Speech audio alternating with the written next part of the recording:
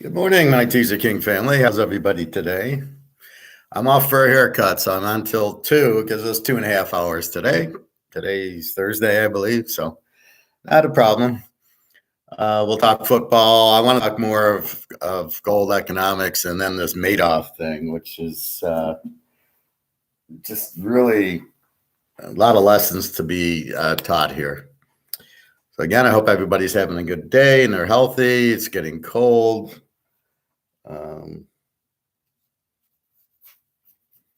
So we will see, but let's get into it. So first thing we do is go to the line. What is our line at today? Now again, there's many different casinos with many different lines, so I'm trying to take the best ones for our purpose. So we've got San Francisco 9.5.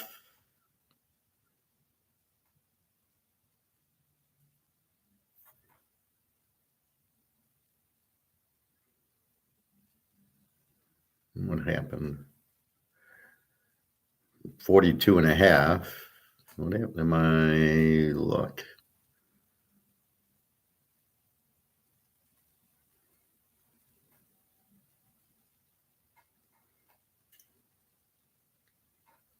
Oh, here it is. Okay. San Diego 2.5, 47.5. Now I did find 1.5s, and you can still get it at specific sports books. 2.5 here, but again, this is scores and odds, so there is definitely different ones you can look at. So if I go in, do I still see a 1.5? I see a 2, and then I see 2.5s. No, I don't see the 1.5. So I do see it 2. So if you bet it today, there's a casino, I don't know what it is, you can get 2 and go there. So let's change this to 2 now. 47.5. Buffalo 13.5, 43.5. Let's see if we can get a 13 and go. Yes, there are plenty of 13s. So let's call this. See, now here's one that is, I'm getting 11. Or no, all right. There is an 11.5, but I'm not going to go there. It's at whatever SI is. So I don't know what SI, but it's 11.5. But let's call it 13. And again, we're waiting to hear if Tagliabue, well, he's out. Yeah, Buffalo, we're all set. We know he's out. It's just Lamar Jackson, who I believe is out, but it's not official yet. He's got swelling on the knee. I can't imagine him playing in this game. They have no chance against Cincinnati. Mini 3, 48.5. Cincy 8.5, 40.5, up from 7.5. Let's see. So that makes it look like Lamar Jackson's out. They're all 8.5. There's again that 6.5 at the same place. So this SI has some strange plays, but they're mostly 8.5. So we'll go with 8.5 now. And 40.5, down from 41.5. So looks like Lamar's not playing, or the line wouldn't, the total wouldn't be going down. And last but not least, Dallas 2.5, 45.5. Let's see if they're all 2.5s. Dallas 2.5. Yes. So they're all 2.5, 45.5. So let's go into the Cincy Baltimore. Now I did a search. I did a Google, and I go in, is Lamar Jackson playing this weekend, to actually see what other venues I can get to give me the line. So let's go in. So the best thing we go into is the Baltimore injuries to see, but again, how accurate is it? And it says Lamar Jackson. See here, it says did not practice on Wednesday, heading into the wild card. On the other site that I go into, it's on the, what is it? It's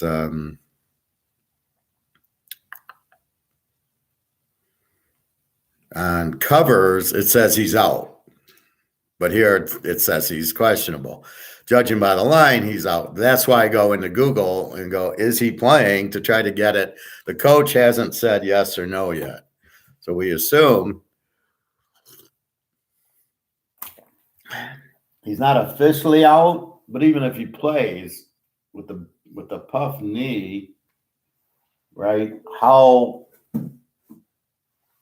effective is he, and is he going to play the whole game? And if you got a puffy knee, I don't know. You take the needle on that, and then I don't know, can he even run? And does he want to? Right? This is it's a playoff game, but it's at Cincy, and we probably are going to get our ass kicked. So they probably, And then Huntley is questionable also. So at this point, let's go free pick. Let's free pick San Diego. No, let's free pick Buffalo. Let's make them the free pick. We know Tagliabue was out. They're laying 13. We cut it to 7. Okay. Think they should kill him. Again, if Skylar Thompson's the quarterback, I mean, he's not terrible, but he's not very good. And I think Buffalo, again, plays for the kid who's hurt. And I think they're very strong at home. I got them at 7-1 as a home favorite, 21-4. So let's update the teaser stats as I went through those last night. Seattle, 12-3. No, they're 12-2 as a road dog, 14-3 this year. So this year they're 6-1 as a road dog. If we go back 2 years, they're 12-2 as a road dog, 14-3. So we know they're a very good road dog. However, we did lose at Frisco 24-7 in week 3 or 4 as they were a strong road dog then. So this is a tough defense to play against. And with Brock Purdy, now they got a pretty tough offense. This is probably the best team. They are 8-0 as a home favorite this year and 12-3 overall. So I really, minus the 9, I like the Niners -3. I just have problems with Seattle in a must-win game last week. Now, they did sack Mayfield 5 times. So their defense is playing better, but where is their offense? Geno Smith had trouble scoring on the Rams, and then the kid missed the field goal, and there was a turnover. So it's really difficult to think the Niners at home with this, really what you're doing is betting defense, right? This is what I'm trying to impart on you is a strong defense, even like a Georgia, you want to bet on them. You don't want to bet against them. That's where the upsets happen is the defense, right? Because you can hold the other team, but my offense can be off, right? My quarterback can get hurt. He throws interceptions. There's fumbles. There's fumbled punts. But if you got a strong defense, that makes up for all that. So I like the Niners there. Lay the 3. But Cincinnati is a strong road. This will probably be a 12, 13-point game, I would guess. San Diego and Jacksonville. San Diego 8-0, 14-2 on the road. So they're 8-0 on the road this year. They're 14-2 the last overall this year, and they're 21-3 on the road the last 2 years. So San Diego is very strong on the road.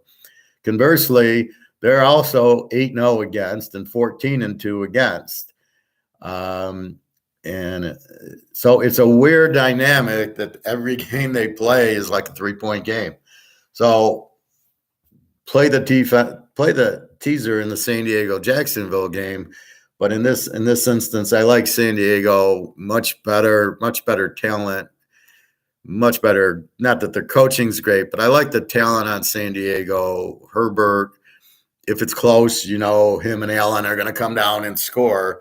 So I don't see Jacksonville blowing them out. I see San Diego with Bosa finally playing and Khalil Mack and James. I mean, they're finally 100%. And Khalil Mack's the neutralizer. If Lawrence wants to run, Khalil Mack's faster than Lawrence.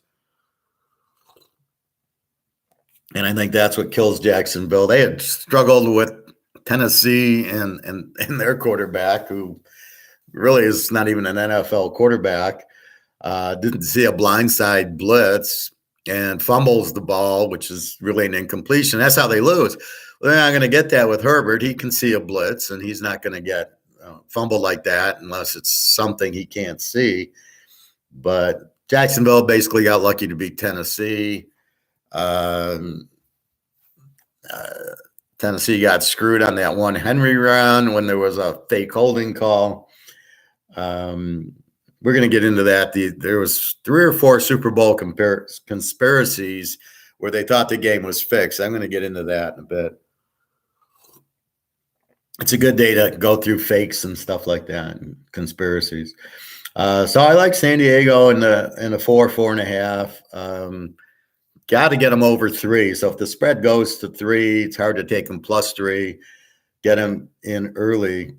Jacksonville's not a bad home dog, but I can't see them winning this playoff game against a really good San Diego team. Miami, Buffalo again. Tagliabue was out. We've got Miami at nothing. We've got Buffalo 21-4 overall the last few years. 7-1 is a home favorite. So Buffalo's very comfortable at home. The weather should be cold. It's getting cold here in Detroit, and Miami's not going to like that. And you don't have Tagliabue, so Skylar Thompson's going to all of a sudden hook up with the receivers, Waddle and my man from KC. I hate that. I'm thinking about something else, and I jump to him, and then I can't. I can picture him, and I can't. Tyreek Hill. I don't know why I can't mentally block it sometimes, but so Tyreek Hill, is Thompson going to just all of a sudden pick it up? And then Buffalo, yes, their defense is weak. I would have preferred betting this game over than laying 7, but because of the Tagliabue injury and Bridgewater we're not sure of, makes it where how is Miami going to score even though Buffalo's pretty weak defensively? I think Buffalo jumps on them and puts up a 30 and probably wins 30-7 or something, 35-10. I think Buffalo gets in the 30s because they just keep coming at you. They're playing for the guy. Now the over-under 43, you need 37.5. So I think you can get the over, but with Tagliabue, it's definitely an over. And they played a 32-29 game. But here, I don't know how much I'm getting from the backup, but I got a feeling I'll win by more than 7. Minnesota and the Giants, mini -3. Let's see. So the Giants are 7-1 as a road dog. Mini's 8-0 is a home favorite. 11-1 is a home favorite. Play against them as a home favorite. 10-2 and 16-3. Play against Mini 41-7. So we have like a San Diego going on here. They're 11-1 as a home favorite, but 16-3 if you bet against them as a home favorite. The Giants are 7-1 as a road dog. So you have that this should be a very close game. Like the game a few weeks ago was 27-24 Minnesota. We don't trust their defense. We don't trust Kirk Cousins. We do trust Jefferson and Cook. But I don't know that Minnie wins the game, although I do not see the Giants winning since they rested everybody last week and played the third-string quarterback. You think the third-string quarterback, Webb's going to see the field? Then what the hell did you play him for? You're playing him for experience. So Webb should be, if Sims sucks, as he does, you go to Webb. But they're not going to go to Webb. I mean, unless he was the second-string quarterback, which I don't think he was, he should have, the second stringer should have been the one who played the whole game, getting him ready if Daniel Jones stinks as he does. So the coach can't even realize that, but you don't lay down, and they still almost beat Philly, which is another matter of how weak Philly really is. But here are the Giants laying down. You can't turn the switch. I don't know, but Minnie's so bad. I like the Giants if they would have played last week, getting the 9. However, I don't know. And then Minnie plays close games, so it's hard to take Minnie. So I go over with the game, 48. You got an over team, Minnie. You got a pretty much of an over team in the Giants who find a way to score, and their defense isn't that good. So that's what you have. Anyway, so I kind of think the only way to play this is over. I think it's the best way. Nothing on Baltimore Cincy. Cincy's okay as a home favorite, but it's not enough data because Burrow's really been there the last 2 years. So now they're being a home favorite more. They were a home dog more. Like against Kansas City, they were a home dog. So they're like 5-1 as a home favorite, which doesn't give you a lot of stats. But with Joe Burrow, they're a pretty good bet. So I like Cincinnati here. Again, Lamar probably won't play. Even with Lamar, I still like Cincinnati.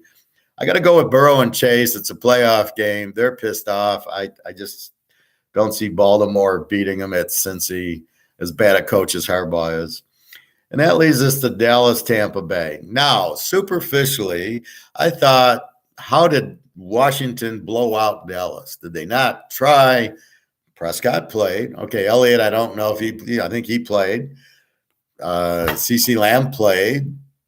I saw Micah Parsons play. And I'm like going, how did Washington blow them out? Did Dallas not even show up? Then I watched the game film yesterday. First touchdown, they drop a punt. So Dallas fumbles the punt at their own 10. Washington scores.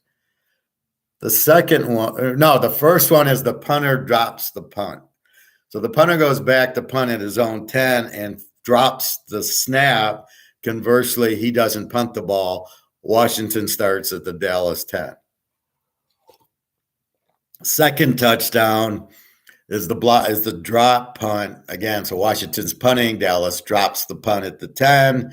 Washington recovers. There's 14 points.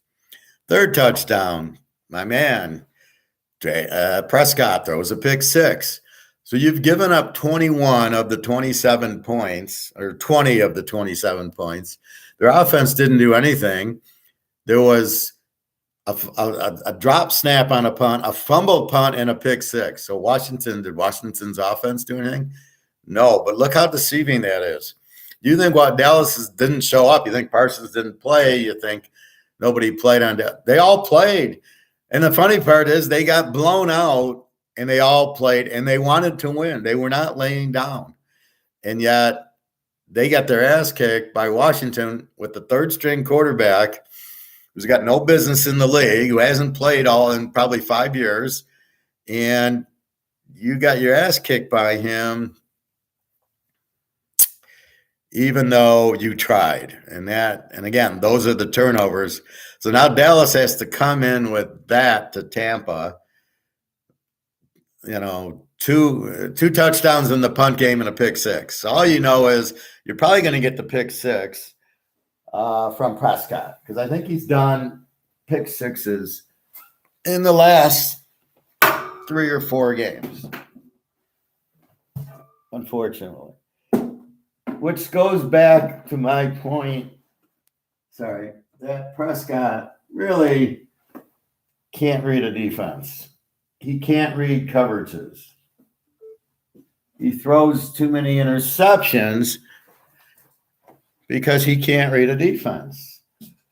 So what does Tom Brady do? I always brag about it. Rodgers. They look at the defense. They go, there's the weak spot I'm throwing. Mahomes does that. Russell Wilson does that. Burrow probably is doing that now slowly. Peyton Manning would do it. But Prescott doesn't have a clue. So when he goes back to pass, he doesn't know where the weakness is. Ergo, I talk a lot about risk and reward. Well, the pass that Prescott threw for the interception for the pick six was a out pattern. The guy goes up 5 yards and goes to the out of bounds. It's really a stupid play. It doesn't. At best, you gain 5 yards, and at worst, you give up a pick six. So, of course, he gives up a pick six because he doesn't read the defense. The cornerback's just sitting there. He sees the break. He knows Prescott starts throwing to the guy. The guy's licking his lips, the safety going, well, I'm going to walk in. And he throws it, even though the safety's right there, and the safety just steps in front and walks into the end zone. Why did you throw the ball? More so, why are you calling that play? Okay, the play's not open. It's only going to gain you 2-3 yards anyway. What are you doing? What are you making that play call for?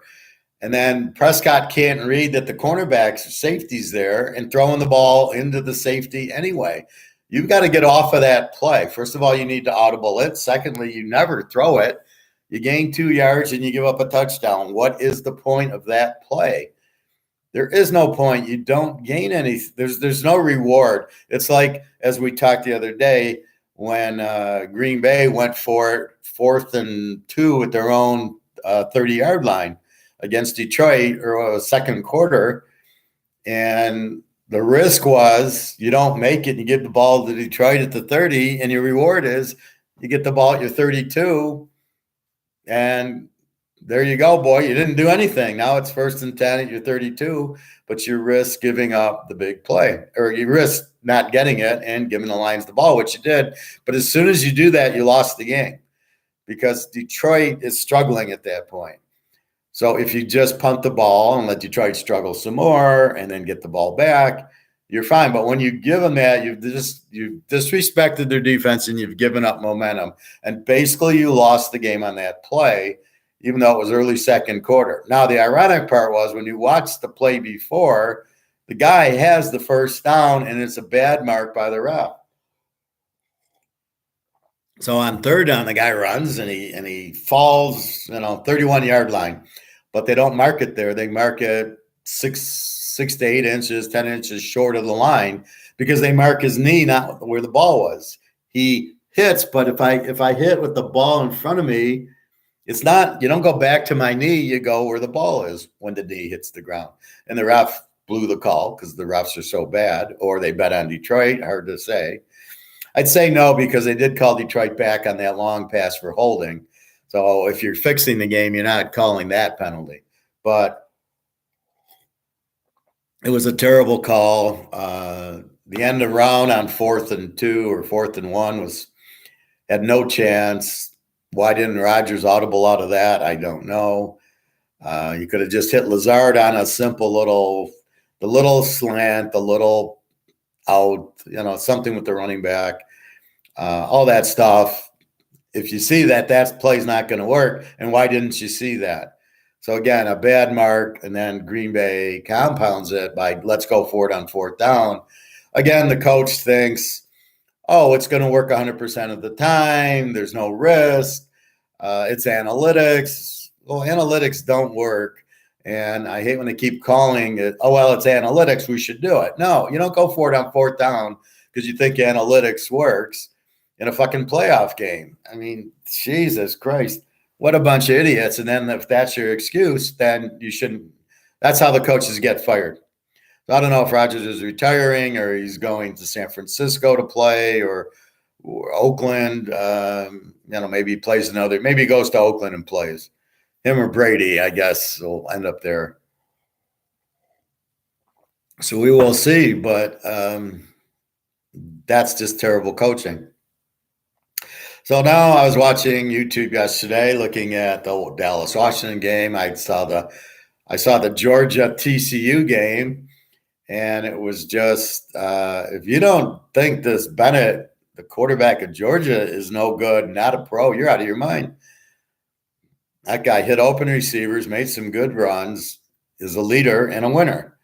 I don't know what else you want. Do you want Lamar Jackson, who can run but can't spot it? Or I'd take this Bennett over him in a half a second. He looks damn good. They just pounded TCU. TCU made it 10-7, and then they started turning the ball over, and it was really like near the half. Georgia scores. It's 24-7, go up 31-7. He throws an interception. They scored again. I thought it was 24-7 with a minute left. Georgia had the ball at the 1. I go, okay, I need over 54. I go, okay, that should be 31-7's 38. I only need 54. I should get it in the second half. I got a lot of points. That wasn't the half was 38-7. I was there at half. 45-54. And the way it was going, either TCU was going to mount something or Georgia they were going to keep turning it over and Georgia to get these easy scores. And Georgia just kept getting easy scores. This is the difference, what I tell you about. TCU hadn't been there. Against Michigan, Michigan hadn't been there either, so it wasn't a big deal. Ohio State had been there, so Ohio State could handle the pressure a little bit better. Now, if Ohio State had won, do you think they would have blown out TCU? No, they never would have.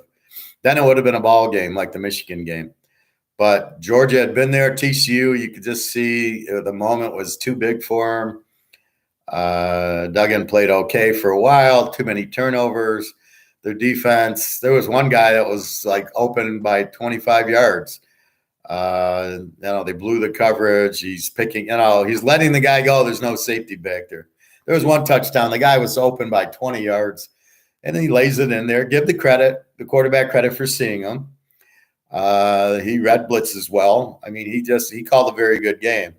But they took advantage of the turnovers and the blown coverage, and TCU didn't do against Michigan. And it's just a matter of the TCU belong, absolutely. It just was their first time, which is the problem with this whole playoff system. You get an Oregon or a TCU or even a Michigan, it's their first time in. Even though Michigan was there last year, they got killed, and that was it. So they come again, and they get killed, and that's it. So they don't really have that experience of winning like a Georgia does. But that's what will help with the playoff going to 12, 16 games. Teams will win a few games in the playoff. That will be very helpful. That'll get that comfort level, like we talk on a first date. You're not comfortable, or with the Birdie Mainoff, you're not comfortable with him. You got to get comfortable with the person to trust them. Or as we talk with me, well, go buy gold. Well, I'm not comfortable. I don't know if you know what you're doing. I don't trust you. I don't know you. And so it's the same thing in these playoff games. They're not comfortable in the moment. They got to get more comfortable. Everything's about comfort. Everything's about trust. So some team like TCU just wasn't comfortable because they hadn't seen anything like Georgia. And you got to play Georgia a few times to get used to them, as Georgia had to do with Alabama. Georgia lost to Alabama a few times. They had to get comfortable with Alabama's speed and their style and everything. Then Georgia finally got comfortable, and here goes Georgia winning it all. Now I hear these idiots on radio going, well, see, Georgia is going to win it every year. Why have a playoff? We know Georgia. Well, Georgia wasn't there 3 years ago. You had Clemson and Alabama, and they're going to win it every year. And then you had Florida State. Florida State had their little dynasty, and Oregon was there, and Alabama every year. And now guess what? Alabama's gone. Clemson's gone. Oregon's out. Here comes Georgia. Here comes the TCU, Michigan, Ohio State. Utah should have been there. Utah should have been there over Ohio State. No questions asked. They had won a lot of they beat USC twice. I mean, again, you got to get points for winning games. Not it shouldn't be based on record. Because if I don't play anybody, I didn't lose. I must be a good team because I played nobody. The one team I played, Michigan, I lost by 40. So I don't buy that. Then I heard the same idiot on the radio go, well, Ohio State's more geared for Georgia, even though they got buried by Michigan. And I'm what the fuck are you talking about? Ohio State got buried by Michigan because they're a lousy team. They're soft, and they were still soft against Georgia. The difference is their quarterback ran. They still gave up 40 points to Georgia. When Georgia needed it, they marched right down the field and got a touchdown to go up. And then Ohio State had a few runs by the quarterback to try a field goal, but they're still soft. Anyway, so hey, Greg and John, good morning or good afternoon. Well, it's noon, so it's good afternoon. So that's what happened. So Georgia, they did what you thought. Georgia just keeps they have a good their key is their quarterback's very good. They have the best tight end. They have power running backs. Like they had Delvin Cook's brother last year, and they replaced him with McIntosh and a couple others. And they're just power runners. You give them the ball, they go for 10, 20 yards. good line, and then a great killer defense that's very fast, but plays very well. They don't screw too many coverages up. And it's not like TCU couldn't move the ball. They had that one drive, but you turn it over on it's the Georgia defense that you can't deal with. A little bit you can, but look at Tennessee. They couldn't deal with it. Florida got some late touchdowns with the running quarterback. TCU got the one touchdown with the running, but you can't deal with Georgia. So that's why I always say the key's the defense. TCU is a better offensive team than a defensive team. I think the 3-3-5 hurt them against this running attack. I think you need 4 linemen against the runner. And they had the 3-3-5. It worked against Michigan because Michigan's quarterback tried to run too much. That goes into TCU's hand. So they can handle the running quarterbacks, which you get a lot in the Big 12. But Georgia's quarterback, he runs a little, but they got such power runners that they're the ones doing the work. So let's get on to the Super Bowl fixes. So the first fix, and here's a little proof to it, was obviously Super Bowl III. The leagues were joining a merger, and Green Bay won the first 2. You're not going to fuck with Lombardi. He'll never you can never get him to fix a game.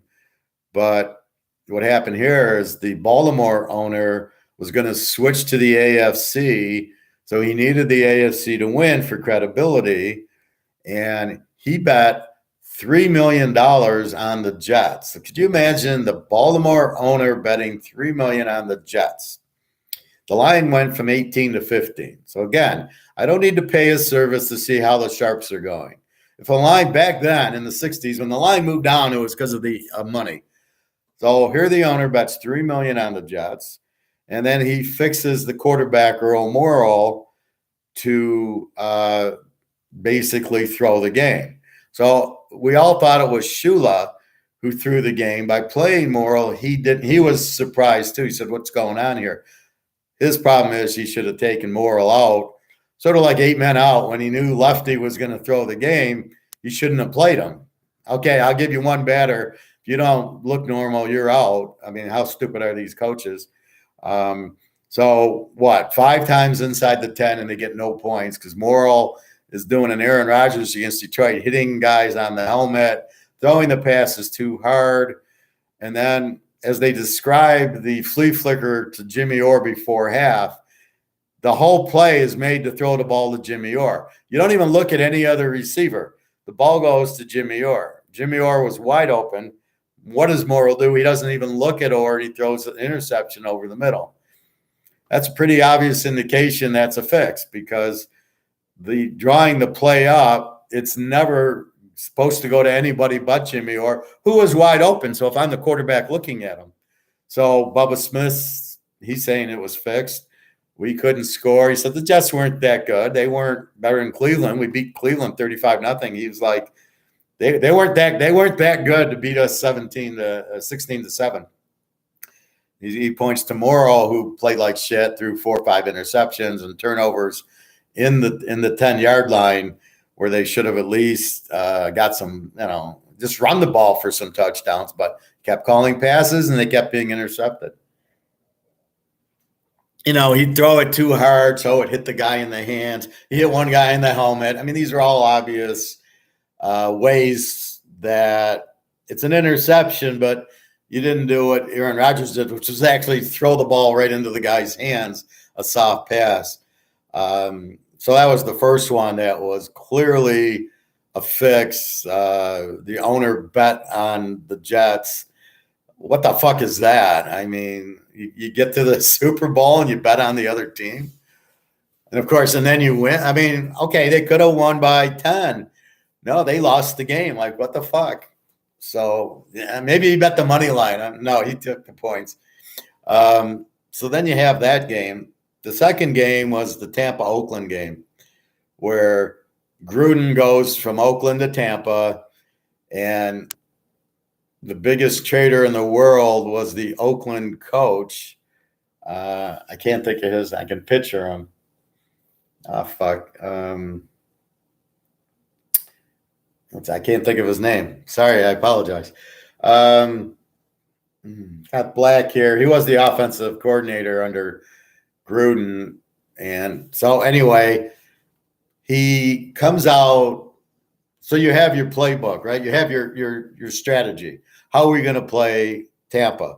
And they knew they had a good pass defense. So they were going to run the ball, 70% of the time. We're going to run, and pound them. He on Friday switches back to the normal game plan, which was passing. The center's begging him, I'm not ready. I can't do that. I got to prepare, and I'm not prepared for this game plan. Please don't change. Why are you changing it? Then, so the center goes missing in action and gets drunk because he knows he's going to look like shit because he can't possibly play because he can't figure out the game plan because he's all set for this running game plan, which they talked about Tuesday, Wednesday, Thursday. And now last second, we're changing the game plan.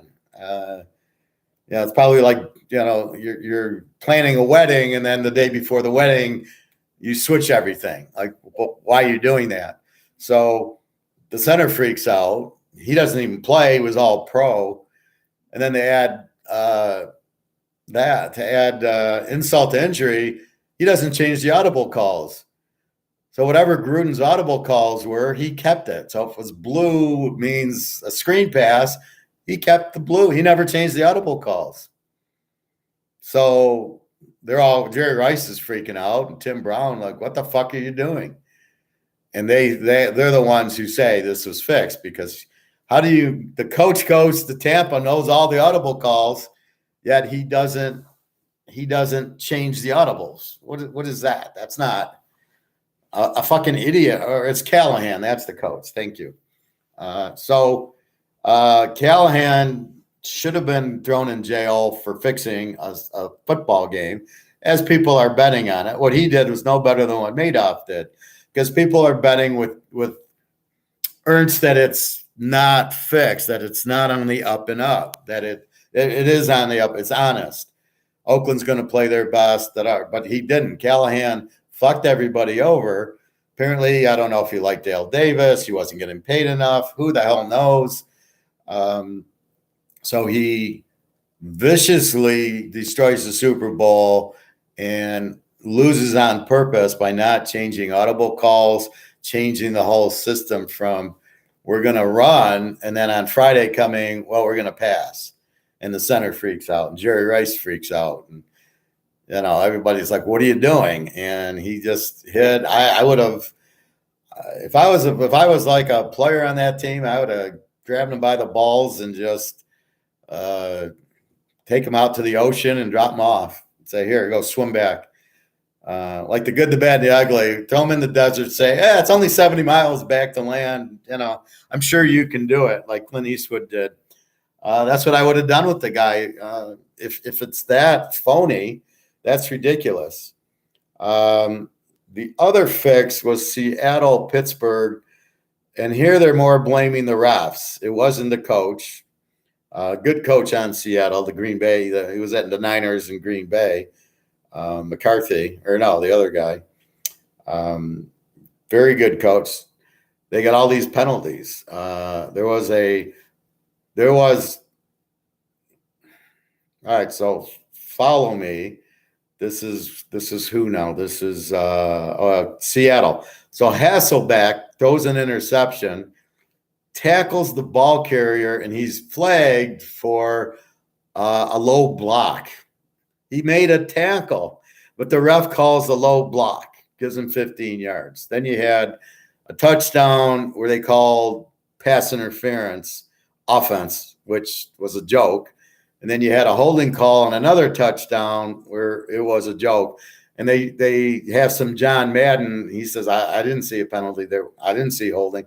What are they talking about? He's like befuddled going, what's going on? And the ref later apologizes for the one illegal block below the waist on a tackle. So those are the three that really stick out. Obviously, the Green Bay Detroit, the first game was fixed this year. Obviously, the Pittsburgh Cleveland, the first game where they did the laterals was fixed. So you have a few fixed games this year. And it's a problem when you deal with FanDuel and DraftKings as your sponsors for your league. Wondering how much in bet are they to fix the game? Oh, wait, we need you to score. Okay, we'll do the lateral play or whatever. Look at the Miami Jet game. I haven't seen the end of the game yet. It was 6-6, 10 seconds left. The Jets kick, Miami kicks a field goal, 9-6, and it ended 11-6. Well, the line was 3, probably 3.5 some places. Certainly it wasn't an over-under. The over-under was in the 40s. But all of a sudden the Jets, Miami wins by 5, not 3, because of the safety at the end. So I'm curious, the safety, I assume it's the lateral play. So you've got to be careful. Now, the lesson I'm trying to teach here is if something looks funny, it is. So if a line moves, as soon as a line moves, I dig into it and go, why? Okay, Buffalo went from 10 to 13. I go, why?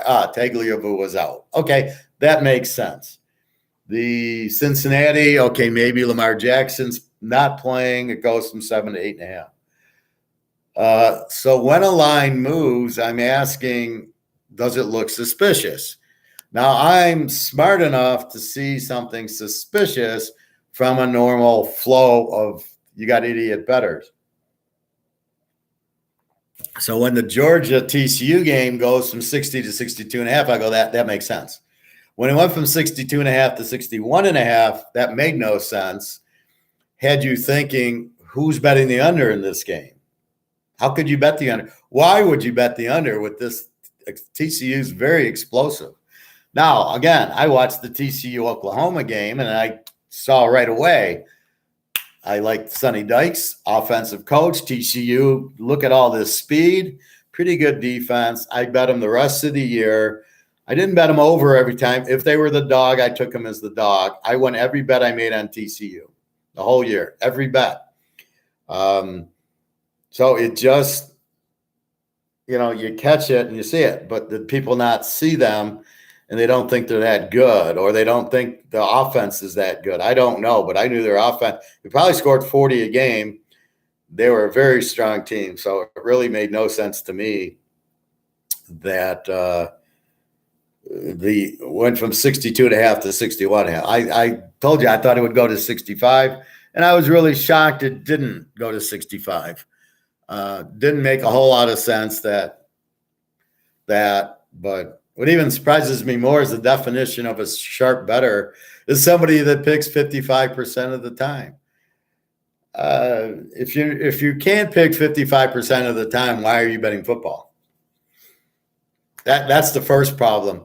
I mean, again, I do teasers because I get a lot more winners than losers because I turn like Seattle even against the Rams versus Seattle -6. Not only can I bet more on it because I'm more comfortable that Seattle must win, but the game wins and they win by 3, and I turn a loser into a winner. So my percentage is a little higher, but so I can win more. And I break every game down. So when I do a teaser, I'm betting. I like this. Like here, I like Buffalo over Miami, but I also like Cincinnati over Baltimore. There's my teaser. But I've picked each game individually. That's why sometimes I argue going, well, I made the picks. And by the way, I put Cincinnati in 3 teasers, or like TCU over was in 3 teasers. So do I credit for all 3 wins or only 1? And that's where I kind of argue, wait, I had them in 3 teasers. I should get credit for 3 wins. So when I heard that, how are you even betting football if you can't go 55%?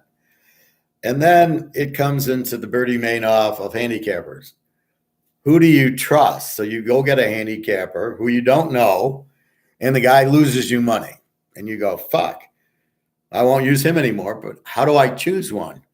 And a lot of them are salesmen. That's why first and foremost, I'm not a salesman. I don't think you think I'm a salesman. I am an analyst. I am a problem solver. I figure out problems. This is one of the hardest problems to figure out. But I'm not a salesman. Yeah, I sell my picks. Okay, I'm trying to help people, and it's the type of information I should charge for. The rest of this stuff, the gold and all my analysis, yeah, that I don't charge for. That's something I think you need to know and understand. And it's very important you know and understand it. I don't want to turn off people. Oh, it's $50 to hear it. I'm not going to pay. So that's why it's free. So you pick up that information, which is vital. But the picks, that's another story.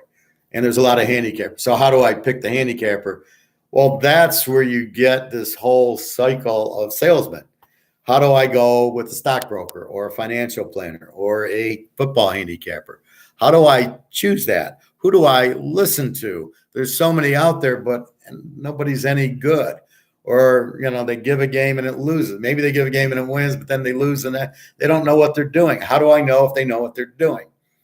So then you get the professor here who gives you a breakdown and says, this is how we pick. And you can see, oh, wait, he did it right. He got it right. Oh, he got it right. He got it right. Oh, yeah. So he's about 7 out of 10 he's getting right. So now you start to see, well, he's got a good method to picking the game. He tells you when it's not a good method to pick a game. His success rate, he does, he said TCU over at 1. He said take TCU over Michigan at 1. So he gives you the basis, and then the game wins, and you can see that. So now you can think, what do I need to look for? Then if you don't want me and you want another handicapper, then you got to get his method. And if he does a Bernie Madoff and says, I'm not telling you, I'm just picking the games. If you don't want them, don't take them. I would not take them. I'd say, fine, thank you. Yeah, it's just insane. But what if you're doing a financial planner? So you don't know. You don't know about finance. You didn't learn it. They certainly don't teach it. Or Austrian economics, which is again why I'm teaching that. So you get into, what do I do with the money I'm making? I'm being good. I'm making more than I'm spending, so I have extra. What do I do with that? Or maybe I came into money, or I got an inheritance of $1 million. What do I do with it? Well, I'll tell you, the hardest thing to do in life is keep your money, right? Look at this Madoff thing, $50 billion people lost. So, I got $10 million and I gave it to Madoff and I lost it. Oh, I'm fucked. And again, that's a trust, but he didn't expose how he does it. So you wouldn't go there. So the biggest thing is the trust factor, and you have to have enough knowledge to know if it's real or not. So when somebody comes at me, I know how to pick football. I go, how do you do it? And I know when they're bullshitting me and when they're not. Same thing with Bitcoin. Oh, I'm buying cryptos. Okay, why? Well, they can't give me an answer because there is no answer. I'm not stupid. If I thought I could make money at Bitcoin, I would. I make money in baseball cards. I make money in gold and silver. So if I actually thought I could make money in Bitcoin, I would have been in Bitcoin and made money. But you can't make money in Bitcoin because you don't know how it goes up and down.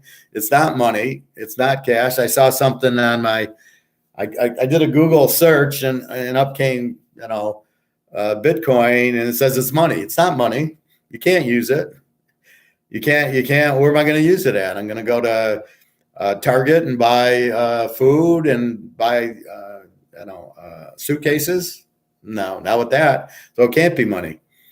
Gold and silver is money, but needs to be translated into the dollar here. It is money in other countries. But it is real money. It's the only thing real money. But that's a different subject that we'll get to. But it all becomes a matter of trust. And the best way to trust is to know what the person's talking about. So you got to know a little bit. Does it make sense? So if you're investing, well, what are you making? Now, Bernie Madoff showed this thing where his just went straight up. Does that make sense to anybody? If you know nothing about finance, would an investment just go straight up? No. I heard that when I was just a young lad. I had a little bit of money and real young before my master's, and I went to like Merrill Lynch or something. And the guy, I said, I just want to be in a safe stock. I just want to make some money. He shows me like Coke or Pepsi. I think it was Coke. And the stock does this. And then he takes out a ruler and says, look, the stock's going to just do that. And as soon as he did that, I got up and left. I said, this guy doesn't know what he's doing. There's no way. There's no way you don't have this and that. It happens with me. I have a hot week, then I have a cold week, then I have a hot week and a hot week and a cold week. I don't just do that. I don't go 10-0 every week. It's impossible. So that's what you have. So it becomes a trust issue. It's a comfort issue. Now let's switch to Madoff. I watched it again to get a little bit more clarification and to be able to talk to you about it a little bit better. There was 4 guys that helped them that were the big 4 money guys. I believe they were the scammers. I don't think Madoff was the scammer. I think he was the player. He was the Earl Morrall, but the 4 guys with the money were the Rosenblums. Now, why do I say that? Well, there was this one guy, Picard, I think is his name. And whenever Madoff needed money, so again, it's a Ponzi scheme. So what does that mean? That means I give him $100 and then you give him $100. And he takes your 100 and he gives it to me. He says, look at the return I made for you. And I say, great, just keep it going. I don't want my money. Just keep sending me these $100 returns. Hey, Nick, how are you? My foot's bothered me again. I don't know what the fuck. I'm doing a 5-day fast. I'm so tired of this. But it started swelling up yesterday morning, and then I was okay on it. Now today it's a little swollen. I can walk on it, but I'm like, all right, what the hell's going on with it? So anyway, I got to ice it, but I got to go get a haircut, so I'm leaving at 2. So you got me an hour and a half. Anyway, if people think Madoff was bad, people with the cryptocurrency scams are going to get down just as bad. Well, that's the whole point. So I talked about Carol Rosenblum is the guy that fixed Super Bowl III. He bet $3 million on the Jets. And then he told Earl Morrall to throw the game, probably threatened him, and Earl Morrall threw the game. He threw 5 interceptions from the 10-yard line. And I think the same thing happened here. I think Madoff was Earl Morrall. And these 4 guys who made all the money were the fixers. And so whenever Madoff needed money, he would go to this one guy.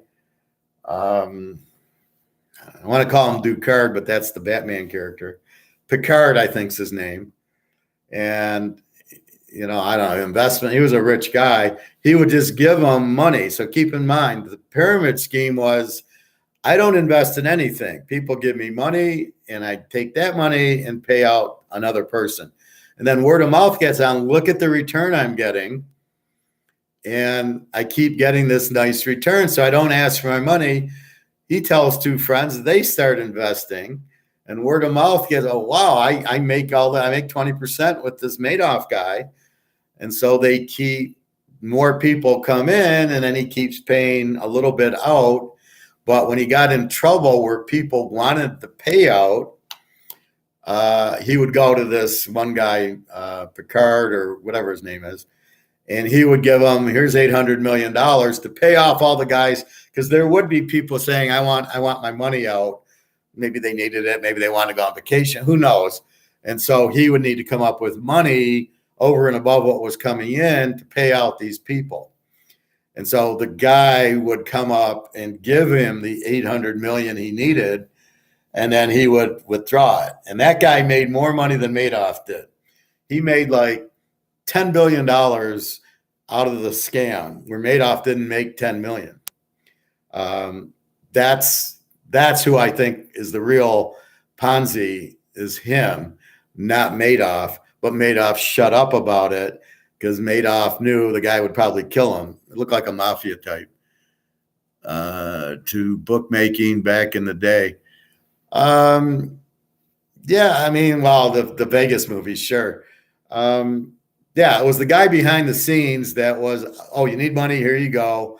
And then he would take it, and he always got his money out. And he started asking for $500,000 he'd get, then he'd ask for $1 million. And as more people funneled in, Then what he did was he got Europe involved. So now he's got all these rich people in Europe who have a financial advisor, and the financial advisor is putting him into Madoff's fund like an idiot. If I had kings and queens and rich, powerful people, I better be damn fucking sure I'm putting them in a legit business and not a Madoff who won't explain it. Now, there's many things that was very easy to point out about Madoff. He never had a losing game. His portfolio went straight up. He told you not to tell anybody who he was. So I would expect Nick to say, oh, I go with the Teaser King, man. That guy can pick football. And I'd be like, yeah, tell your friends to come with me. And I know you have. But what if I said, don't tell anybody about me? Wouldn't that be kind of strange if I were to say, don't tell anybody about me or the show, or that I pick games and don't bring anybody new? That's what Madoff did. He basically said, don't tell anybody about it, because he knew it was a Ponzi scheme and he knew he couldn't back anything up. Now, here we get into the problem of the SEC being a government agency, fucking it up 5 times instead of going in, doing due diligence, going, this is the problem. They never found the problem. And so it made it look like it was more legit, because he'd go, well, look, SEC's audited me and they said everything's fine. Well, now there's the trust issue. So if an SEC is looking at you and not finding anything wrong, now as an investor, I'm going, fuck. I mean, okay, I don't know the guy, but if the SEC's saying he's good, he must be good. Now, again, you should know it on your own what's going on. He should be able to explain it to you, but he can't. And if somebody you know, and then they say, well, I can't tell you who my guy is, then that's red flags that you got to be aware of. Then it becomes greed. Well, I can make 20% with this guy, so I'm going to shut up, make my 20%. He keeps paying me, so I'm fine.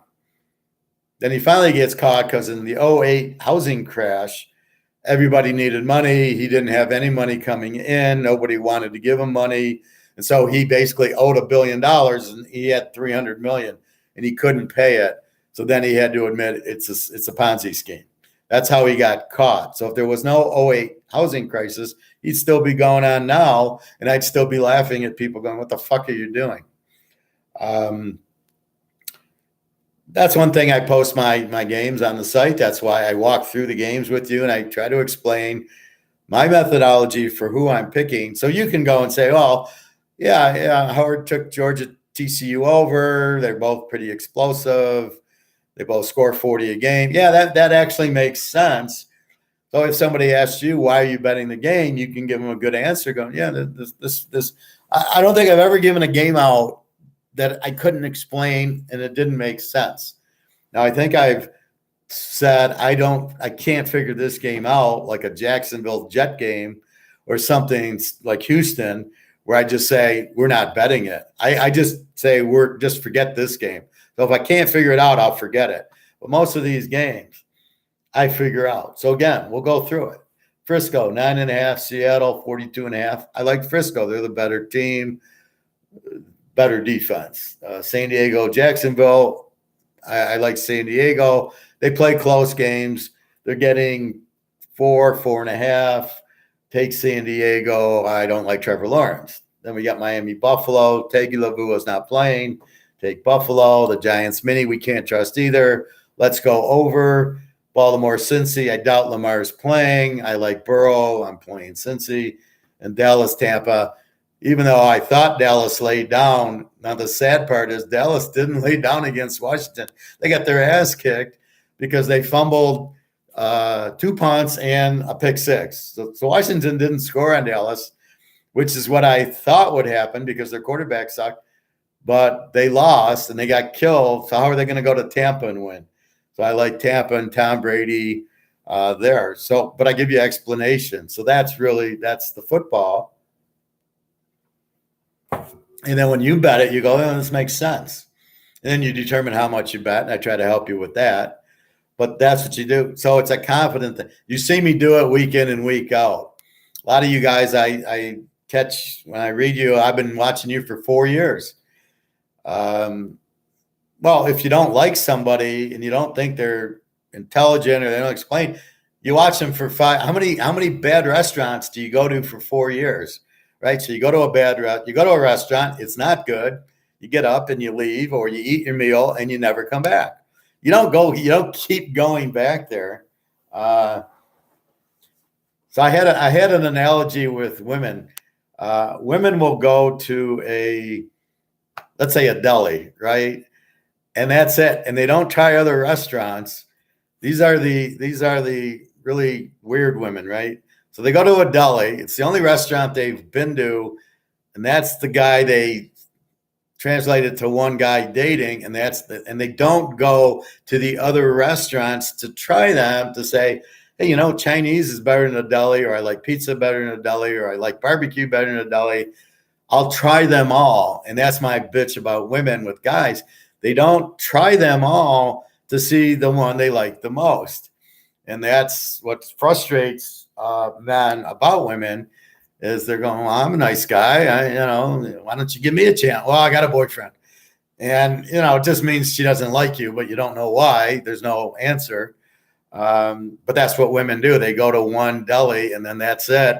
And then they wonder when the guy leaves them for another girl, they're just sitting there going, oh, I don't have a boyfriend. Well, maybe if you would have went to the other restaurants in the beginning, you would have saw that's they're better ones than the deli. And that's kind of my argument. But I thought of that.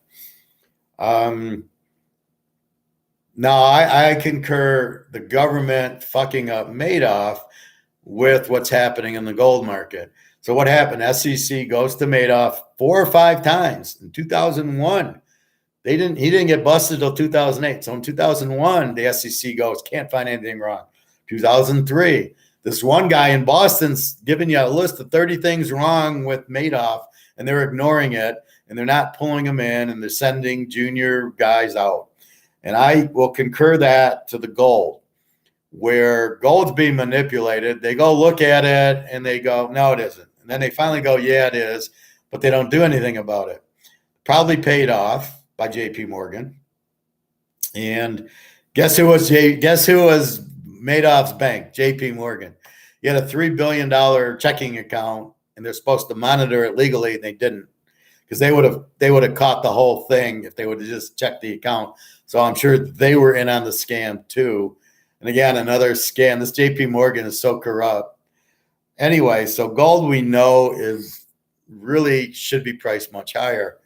And it's really held down by the derivative market. And we know that. And this is the problem, again, with the government not doing their job. People believing the government's looked at it going, well, it's not fixed. It's really supply and demand. There just isn't much demand for gold, which I break it apart and I prove there is a huge demand for gold and that it should be a much higher price. I'm telling you what the reality is. So I'm exposing Bernie Madoff as I'm exposing gold, saying you can't go 100% on your football bets. It's impossible. Believe me, I try. You can't do it. There's going to be things, penalties, injuries, bad day by the quarterback, where you think it's going to happen, but it doesn't. Now, with gold, again, we know it's supposed to go up, and we're waiting for it to go up, but it hasn't been. And that's the same red flags in gold as why is the price low. And like Madoff, eventually, Madoff was going on for 30 years. And same thing with gold. It's been going on for 30 years. So the same guys watching Madoff are watching gold. And eventually it breaks. And that's what's going to happen with gold. Eventually, people will understand it's a conspiracy. They'll understand it's being price fixed by the derivatives. That market's blowing up. People understand that the market's blowing up. And it's just a matter of time till the price goes up to the demand. And that's what I'm telling you. Now, when's it going to happen? I don't know. Unfortunately, because did people know when Madoff? If you're around in 01 and you're working for this Boston firm and you called the SEC and they wrote a paper in the magazine on it, you'd have thought 2001, he's going down. It's all bullshit. Nothing happened. The SEC was so inept. It didn't understand what was going on, or they trusted Madoff and said, oh, he wouldn't do anything illegal because he's got a stock fund or something. So he had two things. He had the stock fund, and then he had the Ponzi scheme. So the stock fund made him look legit, and then the Ponzi scheme fed the stock fund. So there was like two different divisions. All the guys working on the stock fund had no idea of the Ponzi scheme. And then you had all the Ponzi scheme people who knew it was a Ponzi scheme, who didn't report them, who all went to jail. So with gold, we know it's manipulated. We know the price is too low. At what point? Now, again, I would have said 01, we're going to get Madoff, and it didn't come to 08 when the financial crisis happened and people needed their money, and he obviously couldn't pay them off. And that's what we need in gold is the same financial crisis, which look what's happening right now. The financial crisis is here, 2023. They're trying to fuck everybody over. All the currencies are crapping. This is the 2008 financial crisis, black swan that got to Madoff is going to get to gold. It's the same thing. So that's why I keep saying it's going to happen this year. And that's why it should have happened already, but nobody's following through on it because they're keeping the scam going, like JP Morgan did with Madoff and these guys, the four guys in the back room who kept feeding him money and kept making a ton on it. They're probably mafia, and JP Morgan's totally mafia. And they probably said, okay, Madoff, this is what we're going to do. We're going to feed you these clients. You feed us money. As long as you feed us money, you stay alive. And that's what happened. So it's a lot like the movie Casino, where the mafia is taking the money out the back door. And it's the same thing. So I think Madoff was just the figurehead. He was a good talker. I don't even think he knew what was going on. All he knew is people are giving me money and I'm paying off other people. And he didn't buy one stock. So he kind of figured out how to make it look like he was buying stock. So he'd go in last night and he'd see what the market did. And then he'd go in a week from now, and whatever made money is what he did, because he never had a losing sale. And he'd always get in just before it went up, and just before it went down, he sold. And so, yeah, when I'm looking at what happened, I can easily do that. So he made all these fake trades just before the market went up. So he bought AT&T at 28, and then it goes to 40, and then he puts 40. Look, I made you all this money because I bought AT&T at 28 and sold it at 40, when he never did. He never bought it. He never sold it. He never bought or sold anything. So that's what happened with him.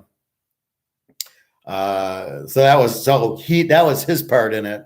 But the real thing was strictly that these four guys in the background were really the people running it. But nobody knows that, and they're all they had to pay their little penalties, but they're all kept in secret. And JP Morgan was in on it too, as he had the account, which he never looked at, which is totally illegal. And again, JP Morgan gets a slap in the hand. They paid a little fine. So JP Morgan probably pays the most in fines, but nobody ever goes to jail. Nobody in the SEC went to jail. They all should have went to jail for not doing their job and not disclosing that, saying it's a good audit when it wasn't. So if I audit you, if Nick audits me, I got to prove everything, right? So Nick looks at it and goes, yeah, this makes sense. But if Nick audits me and I don't have anything for Nick, and I just say, Nick, it's, me, everything's fine. And he goes back and he publishes this audit. Well, the Teaser King, everything's fine. I looked at his, he passed the audit.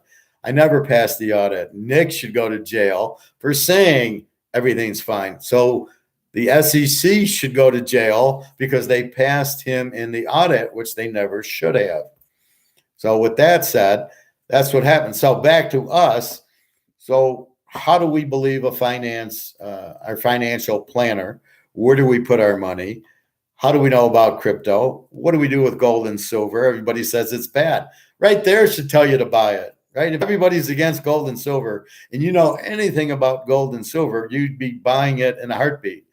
But I'm tired of the people that come on and say, well, look, gold's still It's up to 1880. Let's see what it's at today.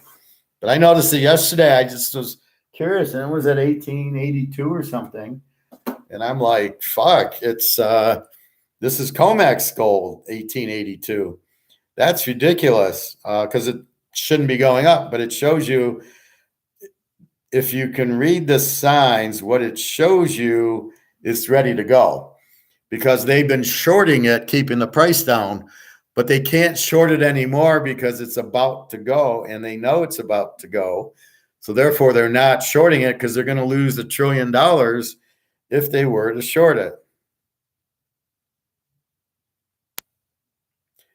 Gold price today. Wow, it's up to 1900. So you've got to understand and analyze this and go, why? Gold's up $20 to 1898 roughly today. You can see this. You can see the spike and the 10 o'clock drop. It's still happening, and then it goes back up. Now every stock does that. So why is gold at 1900? And it'll end up higher today. Silver's at 2385, not doing much. So if we look at that, we ask the question, why is gold up in the COMEX when they're the ones keeping the price down? The Dow today is up. Now, why is the Dow up 300 points?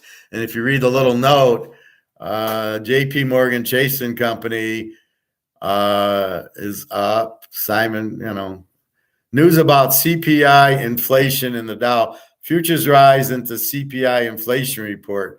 So they're playing with the inflation report, saying it's not as bad. Or, well, let's go and read it quickly. Dow rises after inflation data. So that must mean it's down. From stocks to crypto. The consumer price index ticked down 0.1% over the month in December, compared with a 0.1% climb in November. So the prices, I guess, fell 0.1%. Again, they take so much out. That's why you buy stock. So let's try to understand this. You're buying stock because you think inflation's down. So you're admitting that inflation is really a bad thing for stock. So when it goes down, you buy the stock. But the inflation's still 15%.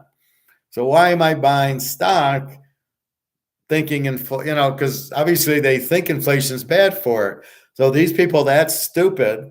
These are the Madoff people, apparently, who go ahead and buy stock because their financial planner is telling them to put your money in the stock market. You don't want it in gold.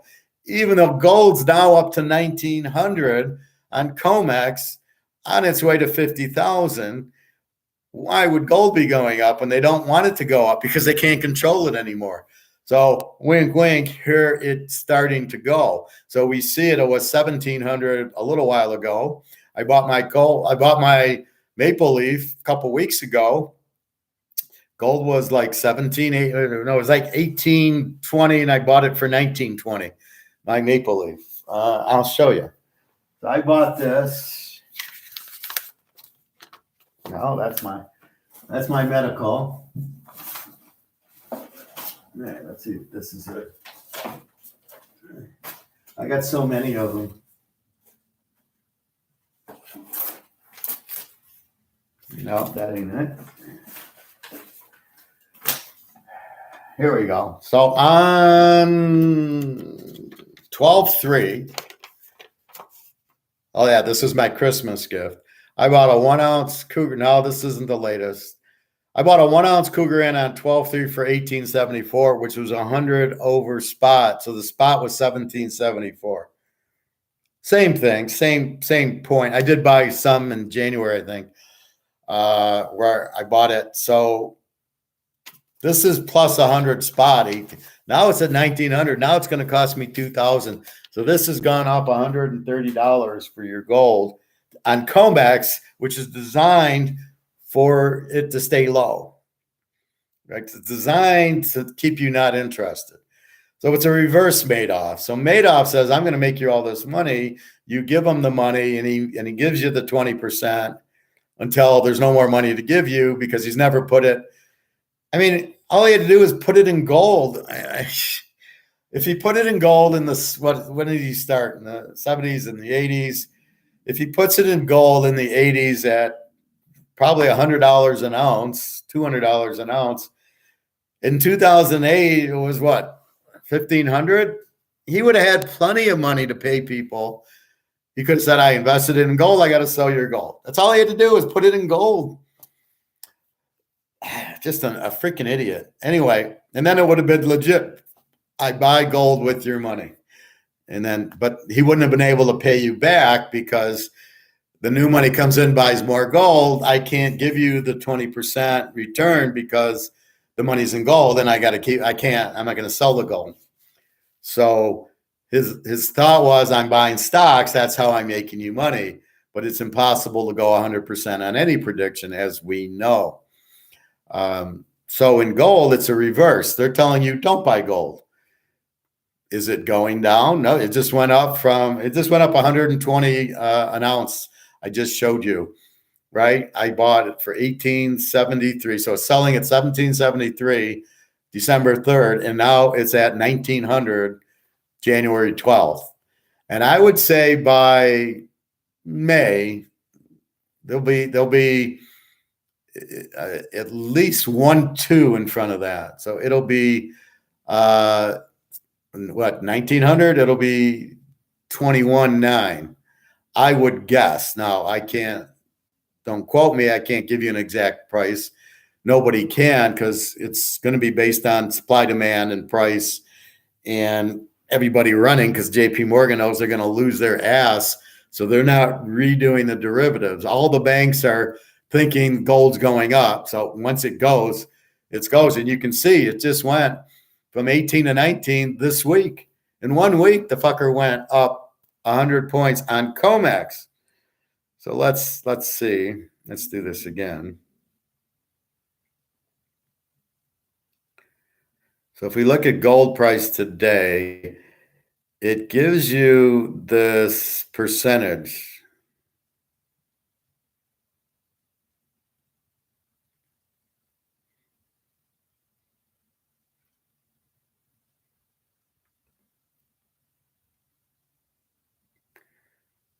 And so if you look at the percentage for the last 30 days,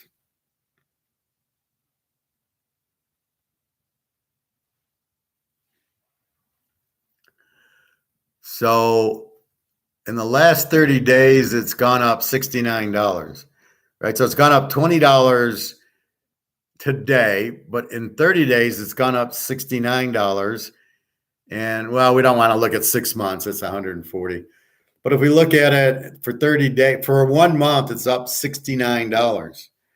That's huge. Now we'll do the same for silver, but we're not going to, it's still being manipulated low. Keep in mind, whatever gold does, silver does.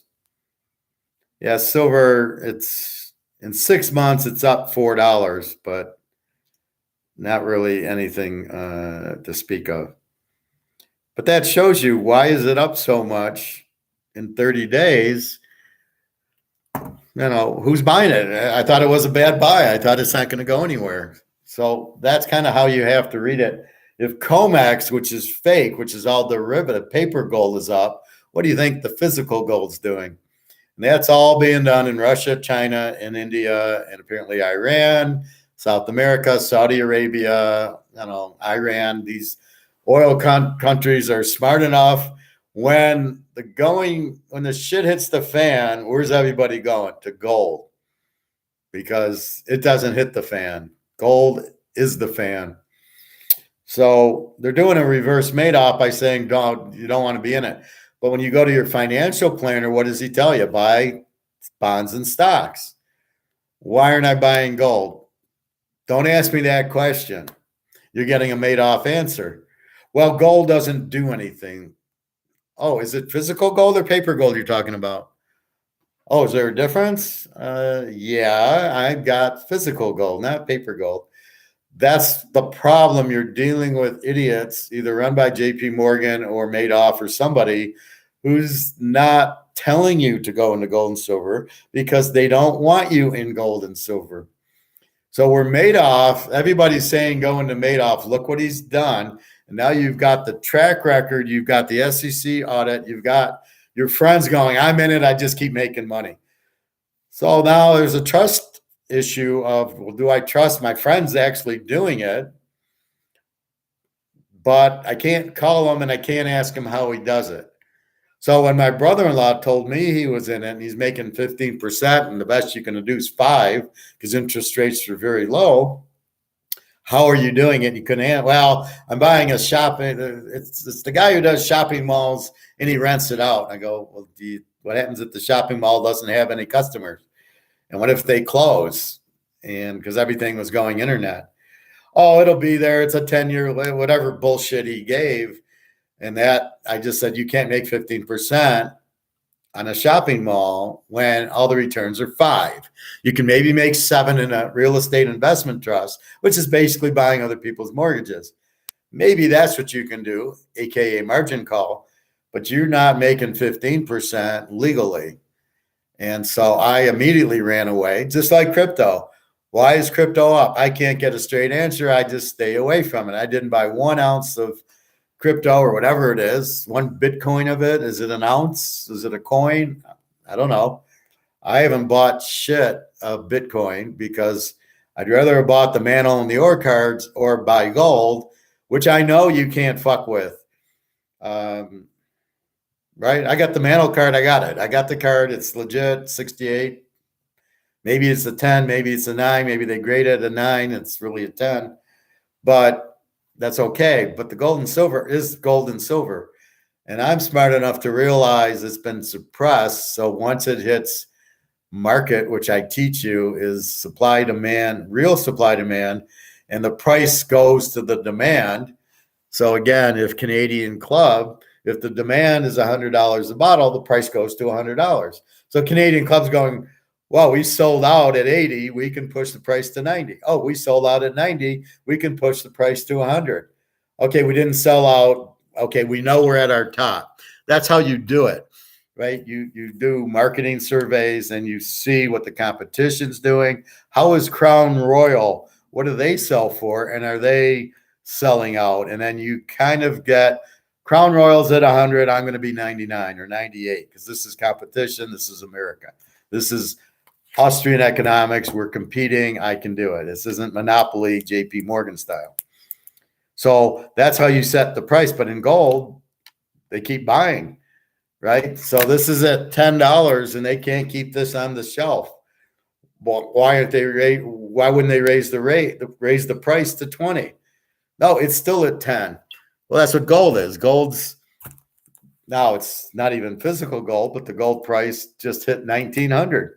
But the demand's through the roof. Why isn't the price equaling where the demand line is? And that's really what is where we say buy it, because once the demand goes, the price goes to the demand.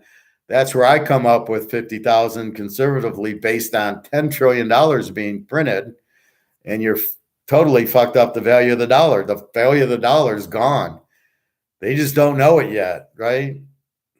It's just use your dollars as quick as you can because they're not going to have value. Yeah, they'll come out with new dollars. Until they come out with dollars backed by gold, we're all fucked. And that's what the BRICS countries, and that is the economic that will turn gold through the roof. When's it happening? Maybe we can Google when is Russia coming out with dollars backed or rubles backed by gold, or when are the BRICS countries coming out with dollars backed by gold? I don't think we can get that answer, but when that happens, that's when your gold goes way high. Now, is there a better asset to own besides gold? No, not in this situation with the high inflation. The higher the cost, the worse stocks do. That's why when they report it's down 1/10, which again, it's from the government, we can't believe it or trust it. I'm not sure how they're telling us it's at 7.9%. That why they even told us that.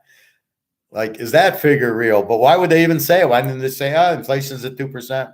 No, not a problem. There's a reason they're saying inflation is up. I'm not sure what value that would give the government by admitting that it is up versus by saying, oh, it's still 2%, we're fine. Even the 2% inflation rate's bad. There shouldn't be any inflation. It's all a tax. It all eats into your money. Every cost always go up. There shouldn't ever be inflation, which gets you into the Keynesian economists who believe it's socialism and you want to have inflation. You want government spending. Keynesians want government spending. They want the government to build roads. That's their idea of moving the economy. And they don't understand prices. They don't understand inflation. They think if the government spends and there's unemployment, that inflation goes away. They don't even understand it's the increase in the money supply. The most basic fundamental thing of what inflation is you're killing the money. They don't even understand. They're just socialists who want to basically enslave everybody and that the government should run your life. That's what a socialist is. That's what a Keynesian is, and a monetarist is a Keynesian. They both want government running your money because then they get the kickbacks from the government and they benefit and you don't. That's the unfortunate part of what's going on. So with that said, that's why we're in gold. There really isn't another option. Maybe diamonds, and again, maybe the Jordan and Brady and Mantle card, Joe Burrow cards. Maybe you can get into that, but then you still have to sell those on eBay or go to a baseball card show and try to sell it at a good price. If I have a PSA 10 Mantle, ain't nobody coming to that card show with $500,000 to pay me, or probably with $80,000 to pay me. So I really have to go eBay or some auction site or Sotheby's to really get my money. Lesson learned here is you've got to realize and keep an open mind that most things are fixed. It's not even a question, are they fixed? You understand everything's fixed. So you got to keep like, who can I trust? How do I even trust the person? I would say that the honest person, basically, I'm about as honest as you're going to find as an honest person, where I'm trying to help you. I'm disclosing how I do it. So like I'm a magician saying, this is how I prepare the trick. Here's how I analyze football games. And I give you the picks on video, so I can't be fucking around with you. And then they win. And so you have everything going. Well, he's given the picks and they're winning. He's honest. He's telling me how he does it, so he's honest. He's not betting after the game's played, like the Sting, where they bet the horse race after the horse race has been played. So basically, that's how you analyze somebody if you can trust. So if you got a stockbroker or a financial planner, how do you trust them? Well, you're fortunate you have somebody like me who can teach you Austrian economics and gambling and stocks and all that stuff. So I'm telling you, go and ask him if he's an Austrian economist or a Keynesian. He probably doesn't know. He's probably clueless. You say, do you believe in capitalism or do you believe in the government running things? And get his answer. If he knows, he probably doesn't know that either because he doesn't have a clue what he's doing. He's a salesman selling. So therefore, you've got to do it on your own and just right now buy gold and silver. Am I telling you yes, but does it make sense? Is there another option for you? Do you think if Microsoft was good, I'd tell you to buy Microsoft? But I'm telling you, all the stocks are going to crash because of the inflation, which is an increase in the cost of money, which makes the prices go up, which makes the cost for all their goods that they're selling go up. They can't possibly keep up with their sales. So it's Madoff, right? A bad time, everybody wants their money. He doesn't have it. Toyota, their costs are up, but nobody has the money to buy the more expensive car. so they can't sell their inventory, so their stock drops. Then you have people needing money are going to sell stocks for no other reason. They need money. So you have to put two and two and two and two together. Does buying gold and silver make sense to you? If not, I'd like to hear why it doesn't. It doesn't go up. Well, I just told you it's now 1900. It went up 120 in a month. From December 3rd to today, it went from 1780 to 1900. I thought gold doesn't go up. Well, it just does.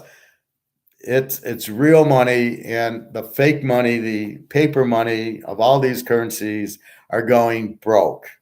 What do you think the global crisis? It's a debt crisis because all these they keep inflating. So the Keynesian get a hold of all these people, and they're all printing. By that I mean China and Japan and Russia and the Eurozone and Germany and Italy and the UK. They're all printing. Look what happened to Pakistan. Look what happened to Sri Lanka. Look what happened to Greece. They printed, and they all went out. I think Argentina and Brazil are right behind them. So they ruined their money. So therefore, hey, Bobby, how you doing today? It's a good show. You're missing a lot. I got to leave at 2 to get a haircut, so you got me for another hour. Very interesting show today. So I hope you enjoy it. So anyway, if the financial planner doesn't, the question is, how do you trust the financial planner? In other words, you got money, where do you go with it? So, maybe I'll go to a financial planner. Is he like a Madoff? You don't know. And he's not going to tell you, I'm scamming you. I'm doing a Ponzi scheme on you. Of course, he's not going to tell you that. It looks like the CPI report this morning has pumped the stock market. If you believe that, then, hey, Andrew, if you believe that, I got a oceanfront property here in Detroit. I got a haircut appointment today too. Mine's at 2:30. I go to mine. And I'm picky, so I find a girl that knows how to cut my hair. Now, this is probably a 6-7 week thing, so it's sticking out, so I need it badly, but I go at 2. My foot's bothering me again. I can't believe it. I'm doing a 5-day fast, Bobby, because I'm so pissed that my foot got better. It got worse. It got better. It never really healed 100%. And now I could feel it last night just go. And I was fine during the show and everything. And then all of a sudden I went swimming and running in the pool, and it was okay. And I didn't run a lot. And I rode the bike. And I could just feel it. It's weird because it's in bed. I'm lying there and I can just feel it just swell. Like, what the fuck? I don't know if it's a blood position or what. Same here, Professor. I had to skip a week when I got sick, so I definitely need a cut. There you go, Bobby. So anyway, the question is how do you trust anybody? How do you trust the girl? How do you trust the financial planner? But you need to trust somebody. You've got money. What do I do with it? Oh, I don't know. I didn't get a master's in economics or finance like the professor. So I'm going to go ask somebody. Well, who do I ask? I ask somebody. Oh, shit, the professor's injured. I'm not injured. It's just my foot's swollen. I'll put ice on it later. And I don't know what it is. I didn't eat. Okay, they were saying you eat meat. I don't drink beer. I didn't have meat. I had chicken. I don't know if it's the dairy. Sometimes cheese does this. Now, I haven't had cheese, but I bought a half and half, and I've been having coffee because coffee's usually good for my foot. So this just happened last night. It just kind of blew up a little. I'm going to get my hair cut, but I don't know if I'll go I might stop at the pool on the way back just to soak it in the hot tub and put it in the cold water as a means, but it depends how much I can walk. Yeah, it only swells at night. And when I'm lying, like I was lying in bed and it woke me at 3:30, I could just feel it swelling, but I was still able to walk on it. It's in a different position now. It's more in the front of the foot and underneath it. So I'm fine to walk pretty much. This will be interesting putting a shoe on, but I can walk fine. I was walking fine yesterday, so I really got to go through it. But it's like me now. What doctor do I trust? And even if somebody recommends a doctor, how do I know he's a good doctor? Maybe he's scamming, like Madoff. People were making money with Madoff for recommending him. Going, no, this guy, look at, I get this return and da, da, da, da, da. And they're recommending him to their friends and family. And the whole families went bankrupt because the father was in it. So the kids put their money in the Madoff. He fucked everybody over. So here you're thinking it's a good thing to go with Madoff. My dad's in it. He's making, look at the returns for years. The SEC's looked at him and he's fine. So when you get all that shit, you tend to go, well, he must be okay. And that's what I'm saying. So unless I can show you how I pick it because I walk through the game. I give you the pick. I walk through why I take the pick. So you know I'm legit. That's the only way. So the guy's got to be able to talk to you. Nobody could talk to Madoff. Not only that, nobody could recommend Madoff. Nobody could sit there and say, call Madoff. He wouldn't take a new client, although he did. He just told the people who had him not to do it. That'd be like me saying, oh, don't recommend me as a handicapper or as an economist. Keep it quiet. Why would I do that? I want more people to come to me. That's my issue with finding a legit dentist. 2 different dentists I already tried to scam. Go to my dentist. My dentist I've been going to for since the kids were young. My kids are in their mid-20s. And he went to Michigan. And he's great. He won't scam you. He's very good price. And he knows his shit. If you've got a problem, he'll fix it. And he'll look for a way to keep it cheap. So go to my dentist. He's in Michigan. So you'll have to come here and go to him. But he's great. My teeth are not necessarily bad, but I've been trying to keep up with my cleanings, etc. But all these bastards are so fucking crooked. I've noticed that the cleanings have gone up a lot.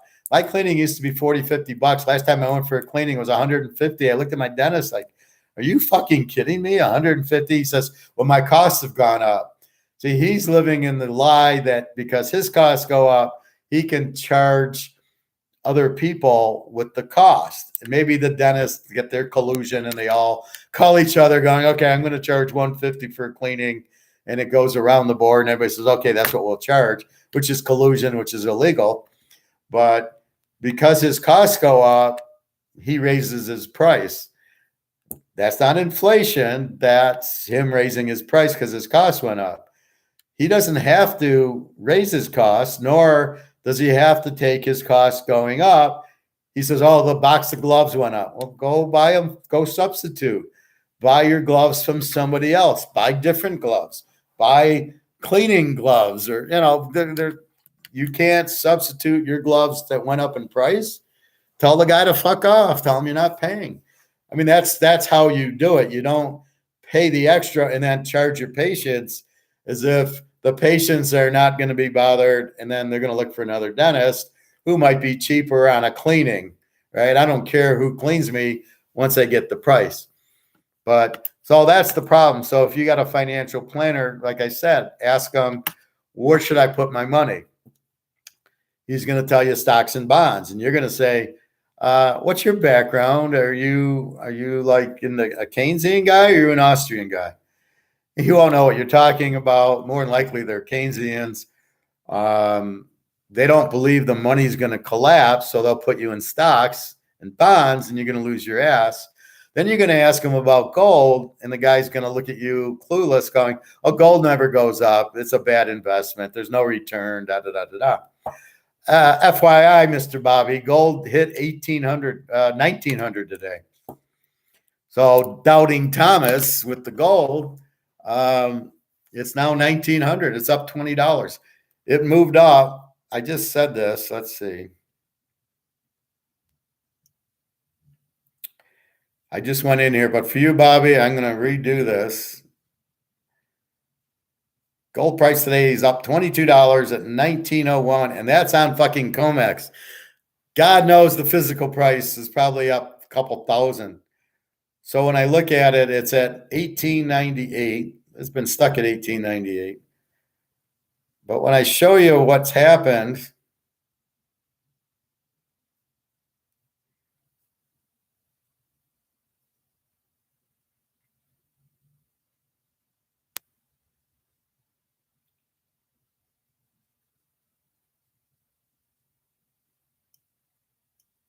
So if you look at gold the last 30 days,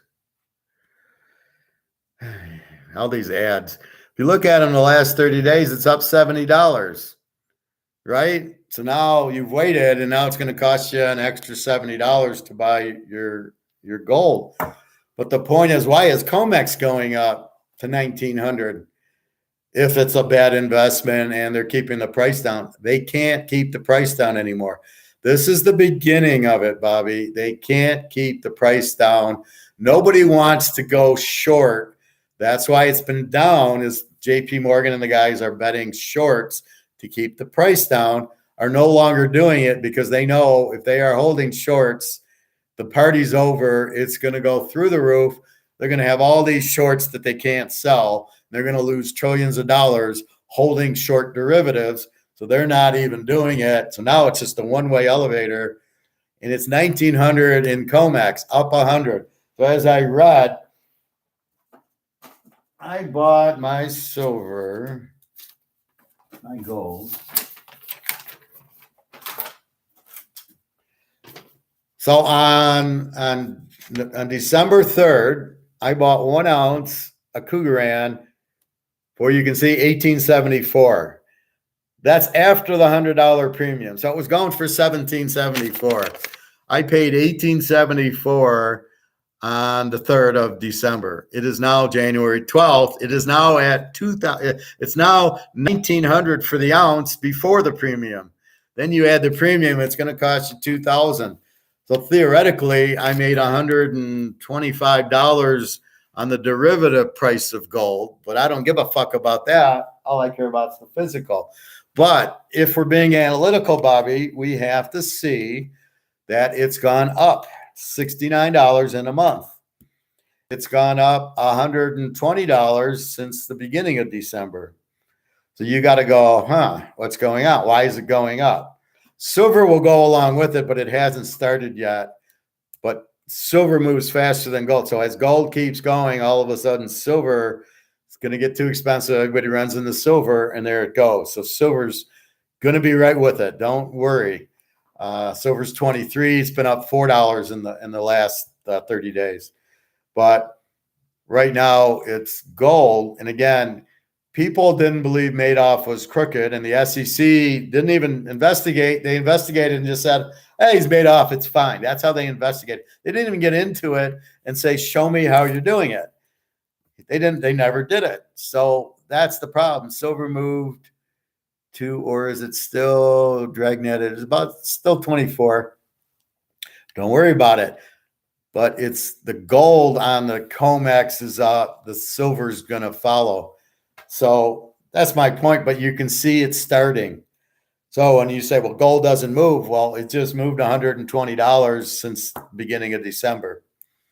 That's moving, right? So now if I go back tomorrow to buy some, it's going to cost me $2,000 for the ounce that I just spent $18.74 for. I don't really care because all I want is the ounce. The cost is irrelevant, because I know the paper dollar's crap. And so anything I can get out of the paper and into the gold is worth it. Even if I got to pay $2,000 for the ounce, I don't care. So I'd be more apt if I went in to go keep buying silver before silver starts going to the moon. They can't keep it down. And that's my point. Eventually the derivatives are not being short sell to keep the price down. They can't be, because the demand for silver is the same as gold. You don't think Russia and China are buying silver, and India and Saudi Arabia, and now Iran's another gold player I heard about, and South Africa and Argentina and Brazil. They're all buying gold. They're all buying silver. They all realize that that's the goose that's laying the golden egg, is gold and silver. And they all realize the rest is the mirage, the paper. But when the financial planners you go to still haven't caught on, I don't think they're even buying the silver and gold, but the JP Morgans are, and the central banks are, and we are, and China and Russia is.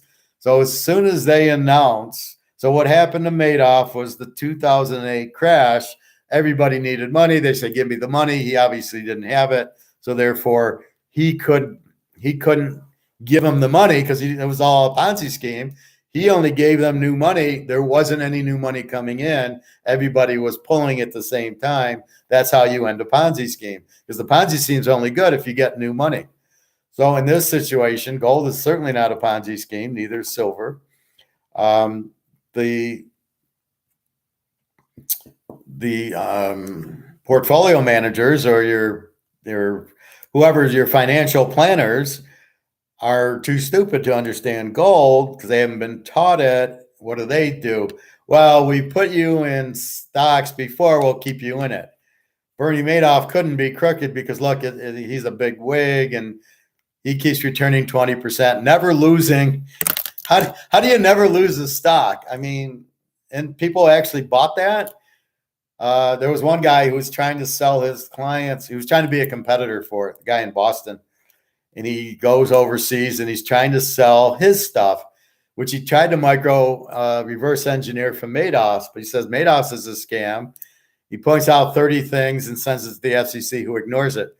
So he's in Europe trying to get people to go away from Madoff to him, saying Madoff's is a scam because he never loses. And they go, no, we'd rather be with Madoff. He has no risk. All his stocks go up. And these idiots are stupid enough to believe that's like me saying, I pick 100% football. I never pick a loser. The only way I can never pick a loser is if I'm betting the games after they're played. Then I could go 100%. Unfortunately, I got to do them before the game, and they're all on video, so you know what I picked, and you know if it won or not. So the only way anybody can make that claim is if they're doing it after the race is run, or they're not betting it at all. He didn't buy anything. He never bought a stock in 20, 30 years of being a hedge manager. The whole idea of a hedge manager is sort of like what we talked about with trapping a game, right? The guy had the Lions in 15. I said, bet Green Bay -4. That's a hedge. You can't lose both. And, maybe you got to win one. So bet different amounts and hedge your bet against the Detroit losing plus the 15. Since Green Bay needed the game to get into the playoffs, you would have thought they might blow them out, but you didn't think Detroit would win. So that's what a hedge fund manager is. So how could you never have risk in the portfolio, right? It's impossible to never pick a loser. How you could not understand that and not go, yeah, this seems like a scam that's how stupid people are. That's the dumbing of America. That's the failure of the American schools. Why aren't they teaching this in high school? Austrian economics, stocks, at least a introductory type of class. Gold's very important. You should own. Why are they not teaching this? No, the government wants you to be in bed with them and lose all your money and go lose your money to Bernie Madoff. That's all on the schools. This is why I would never send my kids to public school. I'd homeschool them because I can teach them this stuff as I'm teaching you. As opposed to you're sitting in a classroom being bored out of your mind by some guy who pretends to be an economist who has no fucking idea, who tells you Keynesian teaching of socialism that, you don't need to worry. The government will take care of you. That's all you need. And really, that is the point. That's why you buy gold and silver, so you can take care of yourself, so you don't get Bernie Madoff. You don't get fucked by the 69 jets or 68 jets or shit like that. You can see it. You can see what's happening. You can, why is the market? Oh, the CPI. What did I do? The market's up. What did I do? I immediately went and looked why.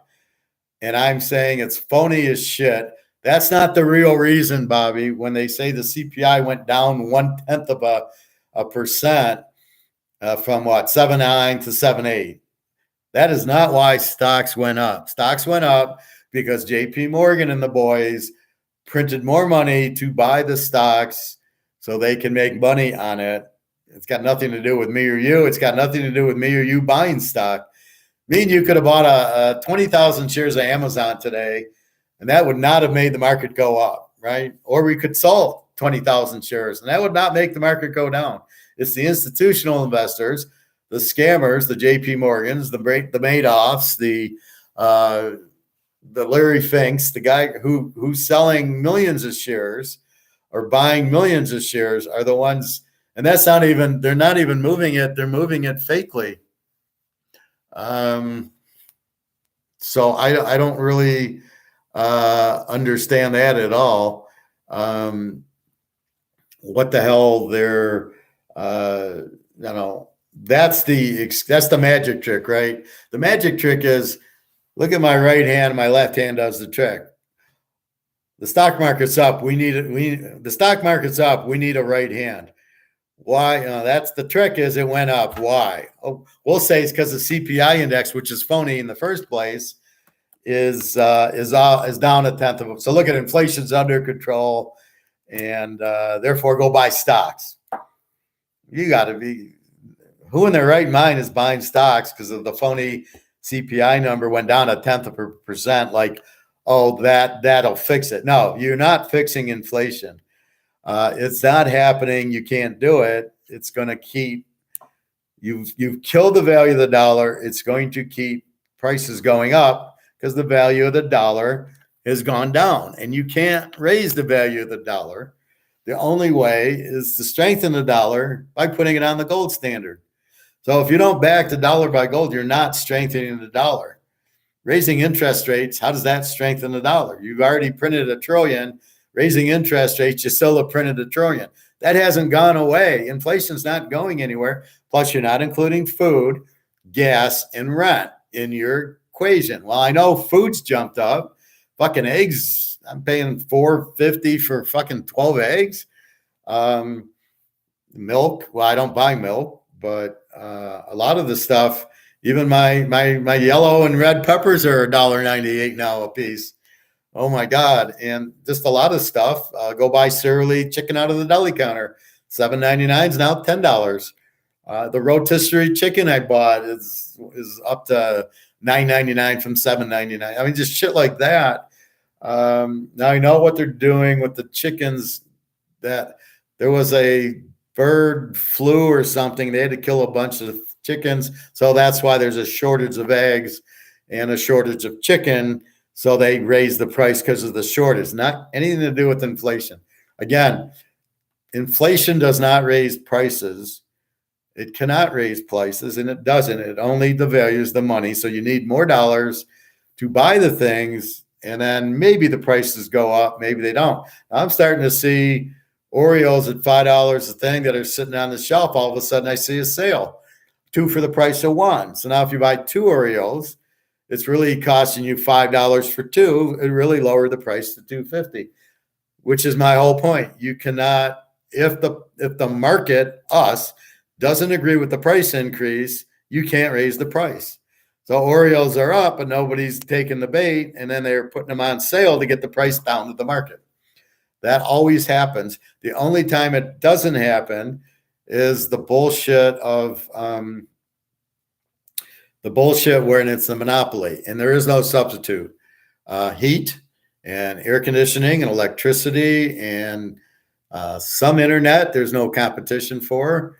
Things like that where there is no competition. That's why they need to regulate the utilities, is because of that. My girlfriend in the Ukraine saying we're losing light. I got light on now, but then I lose it. And she's bought candles. I told her to buy candles. So she lights her candle. So she has candles. She said she's losing internet now. So not only is she losing the light and the heat, but she's losing her internet. So now she's really fucked. What if she doesn't get her internet back? How's she going to contact me? She doesn't have internet. She can't email me, and she can't WhatsApp me. So, she's really fucked if they do that. And again, she can't, what choice does she have? Welcome to the war, which everybody doesn't quite get here because it doesn't affect them directly, except for me, who has somebody who lives there. So that's what you have to be careful with. So it's very hard to trust somebody. I'm giving you the conditions how to. This could be finance people. This could be handicappers, poker players, women. They've got to explain themselves. They've got to. Now, Bernie Madoff had several personalities. He had the real friendly personality if he agreed with you. But as soon as you started saying, I don't understand, how are you making the money? He would get mad and bossy at you. So if you're dealing with people and you ask the questions and you hit the nerve, and that gets them to the personality to run away. So if you're with the girl and she seems sweet, and you say, well, we go out to dinner, but it's going to have to be deli food, or it can't be an expensive restaurant, and she gets all upset, you run. I got a girl like that who wants me, the $20 drink girl. So when I help her, she loves me. And when I don't help her, she doesn't. So I run away. I'm like, yeah, goodbye. So I tell her when gold finally goes through the roof, I'll give you an ounce of gold. But that's the thing. So you put them in different situations. Your financial planner, if you're one of my students, you come to me, go to the financial planner, and then report back to me. And then I will tell you what to ask or say. Like, are you an Austrian economist? What's your feeling of gold and inflation? And if they can't answer those 3 questions, run. They don't have a clue. They're just salesmen. Why do you want to deal with a salesman who doesn't know what the fuck's going on? You're smarter than them, and I'm teaching you that you know more than they do. So that's how you do it. Same thing with poker or football. If you got a handicapper, I hear some of you guys go, "Oh, I like this team," and I ask you why, and I know you're listening to BetMGM or something, and that's what I'm saying. They could be idiots. Why would you listen to them? Now you bring it up and ask for what I think, and I appreciate that. That's a smart thing to do. Once you get the trust factor over with, which I give you all the proof in the world how you can trust me, that I'm not selling you. Like, I don't sell you to listen to me now, but you're here. That's respect, and I appreciate that, and I get that, and I do whatever I can to help you and to teach you. So I watch Madoff, and I'm trying to teach you what to look for if you ever get caught with a Madoff. Now, the ironic part is the last job I was at, after watching Madoff, I'm 100% convinced this guy was a Madoff. He kept things away from everybody else. He only trusted a few people. They weren't qualified. He had a bookkeeper do his payables and receivables. He had a purchasing guy who was a real estate guy. He had guys in the plant that couldn't even speak English. And then here I come. He doesn't want me there because I'm gonna pull the curtain, which I did. And he was very much like Madoff, where he'd be nice and then he'd be not so nice. And then he'd burst out. He had the same personality.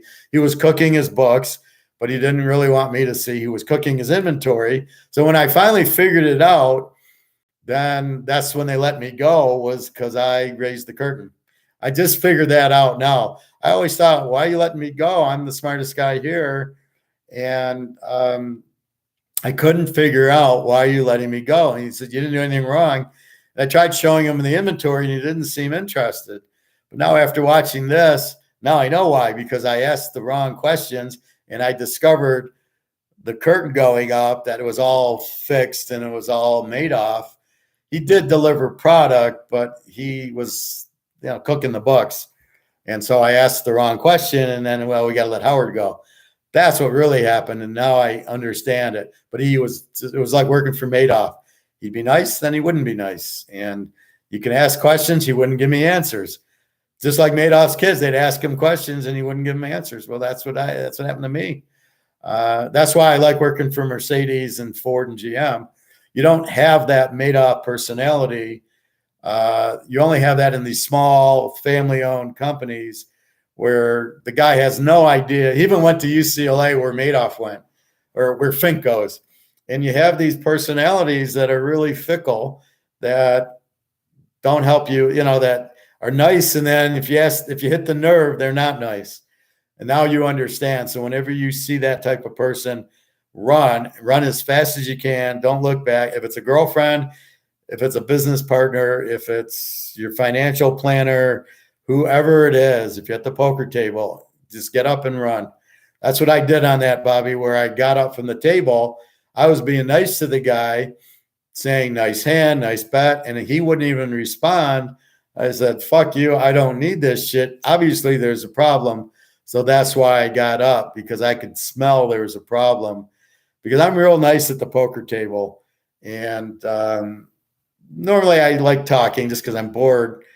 And normally everybody likes talking to me. And they realize I'm a very good player pretty quickly. So they like to talk to me, probably to try to get information, but more because I'm a nice guy.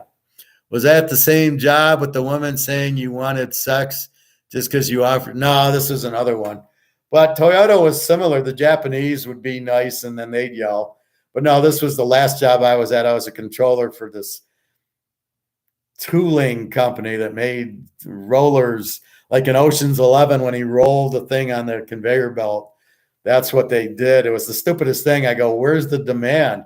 This is a male investment. There's no demand. They didn't even know how to quote. And they didn't have a computer system that worked except for doing payables and receivables. And here the owner was Bernie Madoff, basically, except for he actually produced the product, but you couldn't follow him. And if you asked questions, he wouldn't give you answers. He didn't want you to see behind the curtain. So this was the second job that I had. And again, it's just they were using me, but then once I figured out what was going on, maybe they didn't think I would figure it out. I don't know. Once I figured out inventory was phony, then they didn't want me there anymore. They didn't even want to see it. They made up excuses. Oh, I figured out inventory. You weren't supposed to figure it out. And that was it. So no, this was another shit job.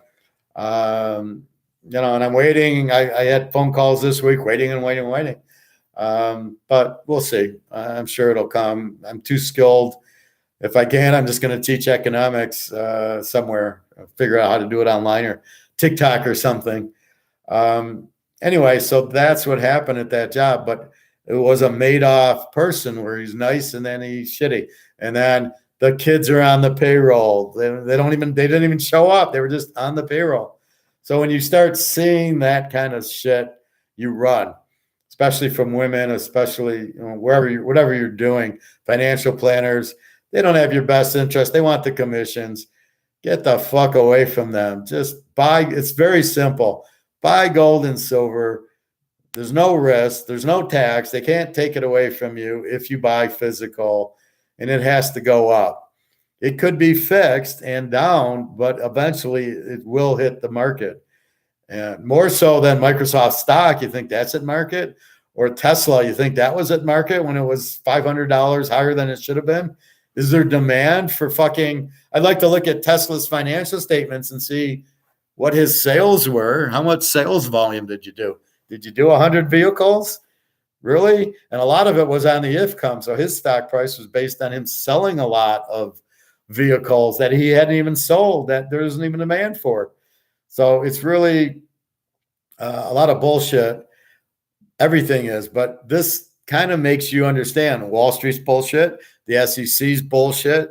People like Madoff are bullshit. People that trust them are idiots who they're listening to, which why they're listening to is beyond me. But that's the other problem is, like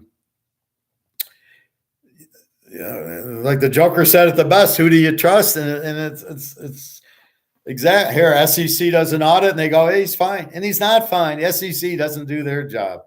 Their friends in high places who are with Madoff, investing, making money, don't have a fucking clue, are afraid to ask them, how do you do it? They're too stupid to understand you win every time. Really? Does that make sense to anybody? If you had a handicapper and he won every football bet, would you go, are you betting after the game or before, buddy? I mean, would that make sense to anybody? See, those are the red flags that you have to act on.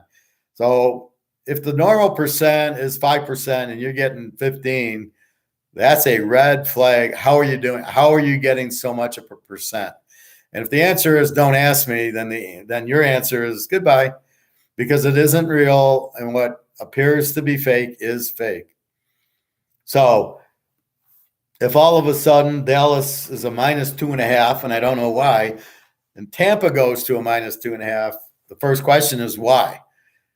And, did the whole Dallas team get injured or what's going on? Now, if Dallas goes to 7, you assume Tom Brady's out. Okay. Or a lot of like Buffalo went to 13 because Tagliabue was. So there's always got to be a reason why things move. Why does the line move? That's what you are always when, there's action and reaction, which I've taught you before. So when an action happens, there's a reaction. So Tagliabue was out. The reaction is the spread goes up 3 points. Okay. Does that make sense to you? Yes. If something happens and it doesn't make sense, now you're really like TCU Georgia going from 62.5 to 61.5 did not make sense. I looked at that like, fuck, I still like the over. Why? Who would bet it under, right? So you like to meet the idiot that bet it under. In an 80-point game, you think it's not going to be 60? It was 40. What was it? 45? No, it's 38-7 at half. It was 45 at halftime. We needed 54. I needed 10 more points in the second half after a 45-point first half. I kind of thought I would get it. I think I got it at the 10-minute mark of the third quarter. I think I had 58 points. At that point, it was over with 10 minutes left in the third quarter. What a beautiful sight. That's what you expect to happen. So when the line moves the other way and there's no reason, something's going on. So that's what I'm trying to train you in, is asking that question. Bobby needs to ask the question to his family, why are you not believing me when I buy silver? Why are you looking the other way? You're thinking I'm stupid or not buying the silver on your own? That's Bobby's question to his family. Like, don't you trust me? Do you think I'd buy silver if I was an idiot? Do you like, why would you want to keep your money in cash when I'm telling you to get it out? So that's the fundamental question Bobby has. Why ain't nobody listening to me? They must not trust me or think I'm intelligent enough to do this move, or something's going on that my family should be running to the silver store buying it like I'm doing it. And then you got to look into that. Why aren't they believing me? Where's the trust factor? I'm not picking on you, Bobby. I'm just making a point. Like I said, the people at the sauna and the hot tub who don't listen to me, I laugh at and I go, fine. My feelings aren't hurt. You're just idiots. I believe you don't trust that what I'm saying is true, or your point is, well, gold hasn't gone up. Why will it go up now? Which I heard from the barbecue place. I'm at the barbecue place saying, buy your gold and silver now. And he says, well, it hasn't moved. Why is it moving? I said, BRICS countries. And you can see the light kind of starting to turn on. And now when I talk to him, he's like in tears almost, going, oh my God, this is going to happen. And now he's running to the coin store like Bobby and buying gold and silver as quick as he can, because he's realizing I'm right. And see, but that's the problem. Most people aren't taught about gold and silver. So who am I to teach you about gold and silver? And unless you want to take the time to listen to me, then you understand it. Then you're going to be thanking me. You just go on about your day going, I don't know the guy. I don't trust him. Oh, he's got a master's in economics. Oh, I didn't know that. Is that who you would listen to? Somebody with a master's in economics? Maybe that's who you'd want to listen to, not a gym teacher or something. So that's really where it gets down to, is how do you trust people? But you've got to have your own radar in, be it women or anything. You've got to have your radar, and you've got to be looking for certain things, and actions and reactions are very important. And that's what you're trying to do with anybody you deal with. Obviously, I passed a lot of your tests because you're still here listening, going, yeah, it makes sense. So that's what you're looking for other people, is give the same test you gave me to them. Does it make sense? Does it add up? Mostly women are really disingenuous and fake and really just want money. I mean, that's really all they're about. So you got to read that, and then you get the few that are, okay, yeah, but I really like her, and I know I'm going to give her money anyway. So that's what you do. but it's what kind of connection do you have with them? But don't let looks be the whole thing. Yeah, looks are important, but it's got to be the personality and how they treat you and how much they're trying to scam you. I mean, I had a girl here who she wouldn't. I tried to take her shopping. She wouldn't even let me. No, if I let you buy me clothes, then I'll think you'll own me or try to control me. I don't want to go there, so I don't want your money. Well, I liked her. She was genuine. Um, anyway, so that's what you're trying to do is figure out things and go through your checklist and watch the actions and reactions, see the hot points. So when you ask people about a dentist, okay, or a doctor or things like the doctors are really tough because I don't know who to trust. My doctor retired. I don't really have a doctor. I go to the clinic for my foot. And he's saying, well, all I can really give you is a little bit. I don't know, you should really get a doctor. I go, I don't trust any doctors. They don't care about us. They just give you pills. That's all doctors do now is give you pills. That's it. You think they tell you to do incremental fasting?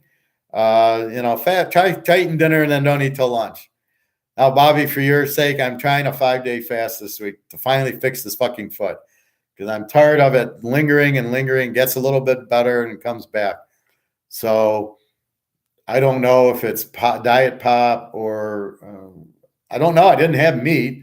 I can't figure out. I did buy a Fresca diet squirt I bought, and I had a couple glasses of that. Is that what caused my foot to blow up? I don't know. So I'm going to stay away from pop for a while, but I'm staying away from food. So I'm just, I started yesterday at 3:00. I didn't have dinner. When I got home from swim, I normally eat. I didn't eat. And I did buy 3 pounds of hamburger for Sloppy Joe, which I'm going to make for the weekend. So I'll probably make it tomorrow and eat it. So if I go 5 days, that's when. So today's Thursday at 3, Friday at 3, Saturday at 3, Sunday at 3. I think Sunday at 3, Thursday's 24, Friday's 48, Saturday's 72. That'll be 96 hours. So Sunday afternoon at halftime of the football game, I will be eating. Right now it's water. I had a green tea and I'll have some water. I'll go get my hair cut. And if I go to the pool, it's just to soak my foot. If I can manage the walk, that's it. But it's the only thing I know that how I can cure my foot is to let my body fix it. As if it was a broken ankle, your body heals it. They can't give you anything. They can give you something for the pain, but basically your body ends up healing it. So I'm treating this like a broken ankle, kind of, where I keep getting this swelling. I can't figure it out. It went away for a few days. Everything was fine, and now it's fucking back again. So I am treating this like a broken ankle and giving it a good 96-hour fast to let my body heal. And then I will report to you Sunday how it's doing. I expect to be better tomorrow. If I'm not eating today, the body should start healing it. Once you get past 18 hours, and I'll be at 24 at 3:30. So I am past 18 hours. So the healing process should begin. Anyway, so that's it. So the Madoff I watched the second time. The government fucked up by not honoring the audit, saying there's problems. And the problem I had with it, so the 4 guys who are his money men were the real Ponzi scheme. Madoff was just the puppet. And that I figured out because these guys would ask him for money. He gave it to them. Why does he act that way to those guys, but not the rest of the people? So when this one guy, Eckhart or whatever his name, wanted $1 million, he gave it to him. And he gave him like $8 billion. He got more out of it than Madoff did. Does that make any sense? If it's my scam, I'm the one getting the money. So how is this guy? So I believe the 4 guys were the buyers, we're the Ponzi people. So when you need money, come to us. We'll give you money. And then when you got a lot of money in, give it back to us. And that's exactly what happened. He was just the talker. He would just run it and say, oh, I don't know, and don't tell anybody about me and everything like that.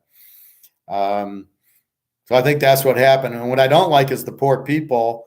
There was people that made money early that they made give the money back. What the fuck is that about? Hey, if I made an investment in Microsoft and the stock goes up and I make money and I sell it, and now you're telling me it was a scam because there really is no such thing as Microsoft stock. Why would I have to get my money back? Or somebody lost. Well, that's not my fault that somebody was stupid enough to go in, or I was smart enough to get in and get out. What the fuck? So me and Bobby get in and out of gold. Gold hits 50,000. We sell our gold at 50. Why should we get penalized because other people got in late and lost money, or we're smart enough to sell it and take our profit? Why would we get penalized? It's totally legal. It's official. Yes, there is gold, and we are buying it. And I can show you the gold where nobody can show you the Madoff stuff because there was nothing to see. He didn't make a trade. He didn't buy one share of stock or sell it or 1 ounce of gold.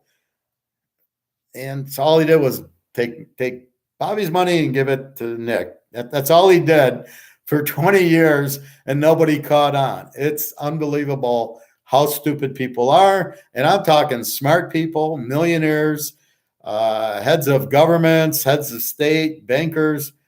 What the fuck? Although there was some, like Goldman Sachs wouldn't invest with them. Again, the people that asked the question and couldn't get the answer, they didn't need them. But they didn't need the 20%.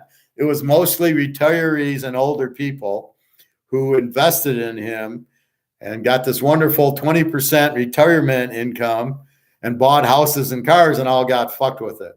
And they all got left penniless because they're too stupid to take your money. So let's go to craps real quick, and I got 10 minutes. In craps, just so you don't know, or just in case you don't know, you got 2 dice with 1 to 6 on it. So you can roll a 2 all the way to a 12.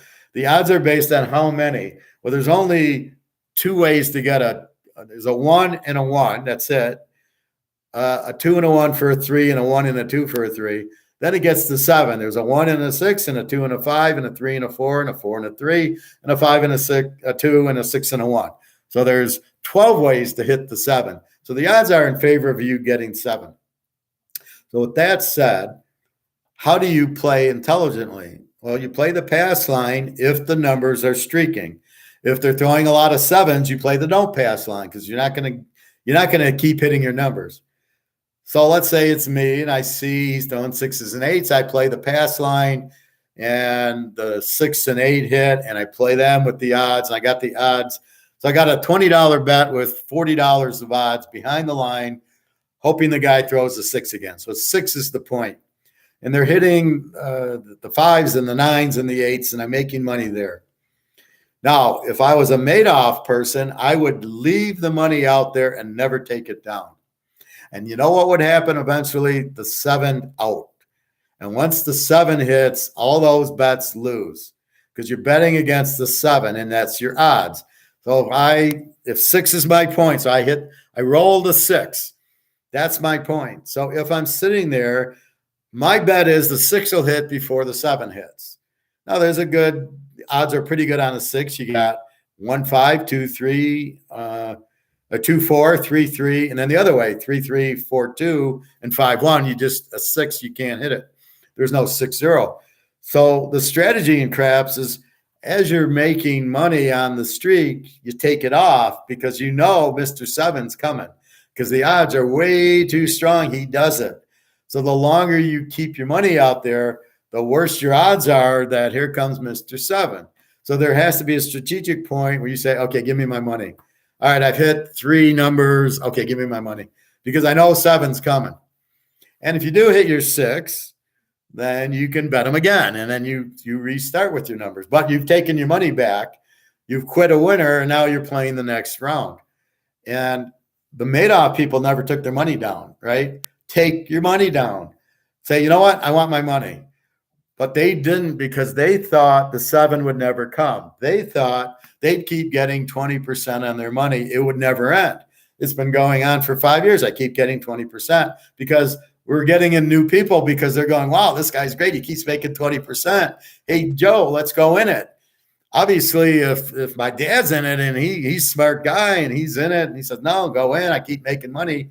So they never sold their money except for the 4 guys who were backing it who would take their money out because they knew before the shit hits the fan, before the 7 hits, I better start taking money. And the guy ended up taking like $8 billion out of it, right? Now he knows what's going on.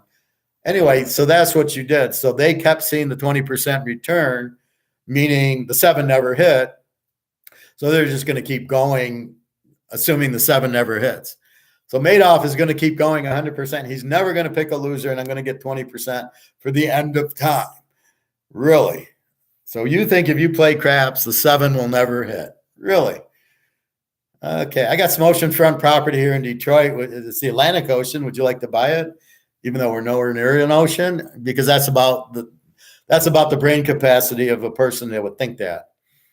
That's the problem. The 7 always hits in everything. And it's about to hit in gold and silver. The 7's going to come, the derivatives are going to blow up, and boom. It always hits. It hit and Madoff. It just took a while. But there was the black swan event of the housing crisis, which led to people needing money, which blew up the Ponzi scheme. They say if that didn't happen, he'd probably still be Ponzi scheming it, and me and Bobby still wouldn't be in it. But I never heard about. I think I heard about him after it blew up. But I had money in 2000 and 2005, and I never once thought, "Oh, I'll go into Madoff's fund." I was a little bit in stocks, and I wish I was in baseball card. I wish I was in gold back then at $200 an ounce or $300 an ounce. Then I could have had another 1,000 ounces of this shit. But that's the point. People are too stupid. If red keeps hitting it roulette, they think red will keep hitting. Well, that's how you should play it.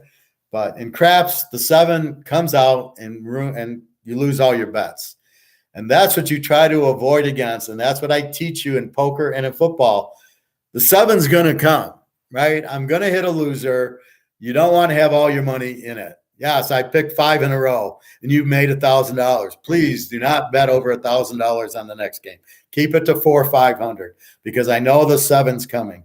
Same thing in poker. I flop a set of 7s. Guy has pocket aces. I take him for 300. We're both all in. I win. I know the 7's coming. I'm not going to sit at that table and give back the 300 because I know the 7's coming. I know I'm going to get the aces and he's going to flop the set. So before that happens, I'm out of there. I've hit it. And before that, and just like craps, I hit a couple of numbers and I hit a pass. And now here it comes. Now here comes the 7. I got to get the hell out of there before it hits. That's a little bit of what hedging is kind of, but not really. And what I talk about trapping, it's also so I don't lose a lot because I know the 7's coming. The 7 always comes in life about anything. Anything you want, women, poker, football, stocks, gold, the 7 eventually hits. But with us, the gold 7 is it goes up. We want the 7 to blow up JP Morgan. And it will because it does in everything. And that's all we're waiting for. With that said, it's time to go get my haircut. And yes, Andrew, I have here kind of a strange insult you give me, Andrew. I'm beginning to get a little bit perturbed with you.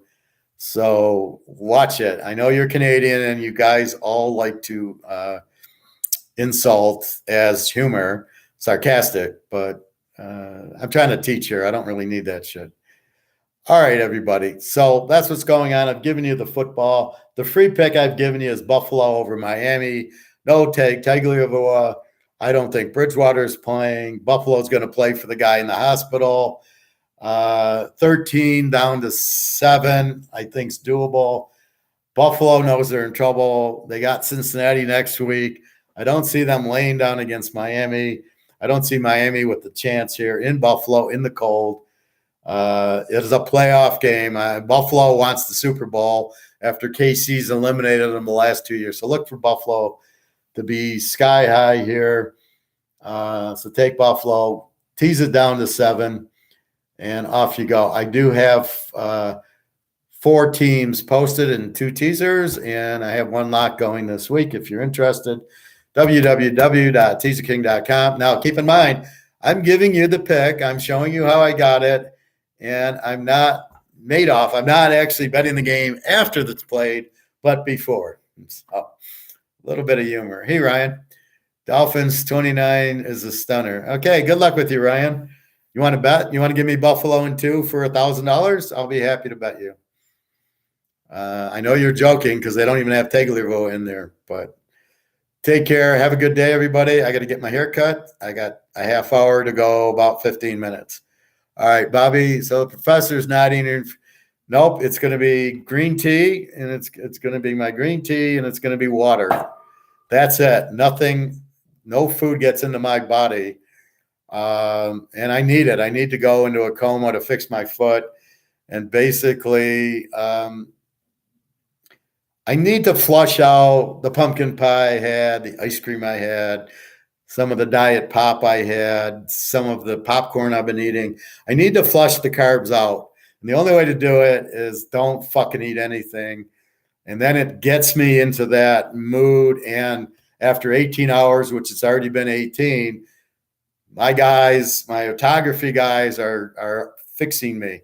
And I really need that. I don't know what's with my foot, but I need it healed. And my blood pressure was fine. When I got to the doctor for my foot, it was 124/77. So I don't have any blood pressure issues.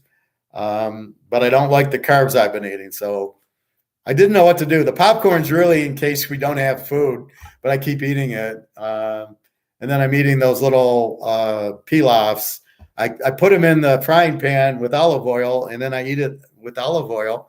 And they're not much in carbs, a little bit, but probably safer than eating bread, but probably not the best thing that I should be eating.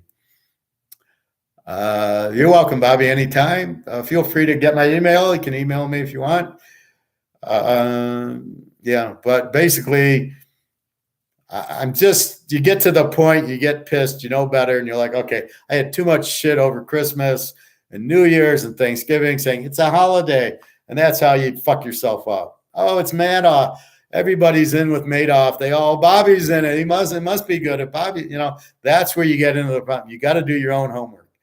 You've got to figure out who you can trust and who you can listen to, and make sure you're looking for signs that they're actually real. But once you do that, then, okay, now you look for another professor to talk about other things, although I'm pretty broad. All right, everybody, got to go off to get the haircut. I will see you tomorrow.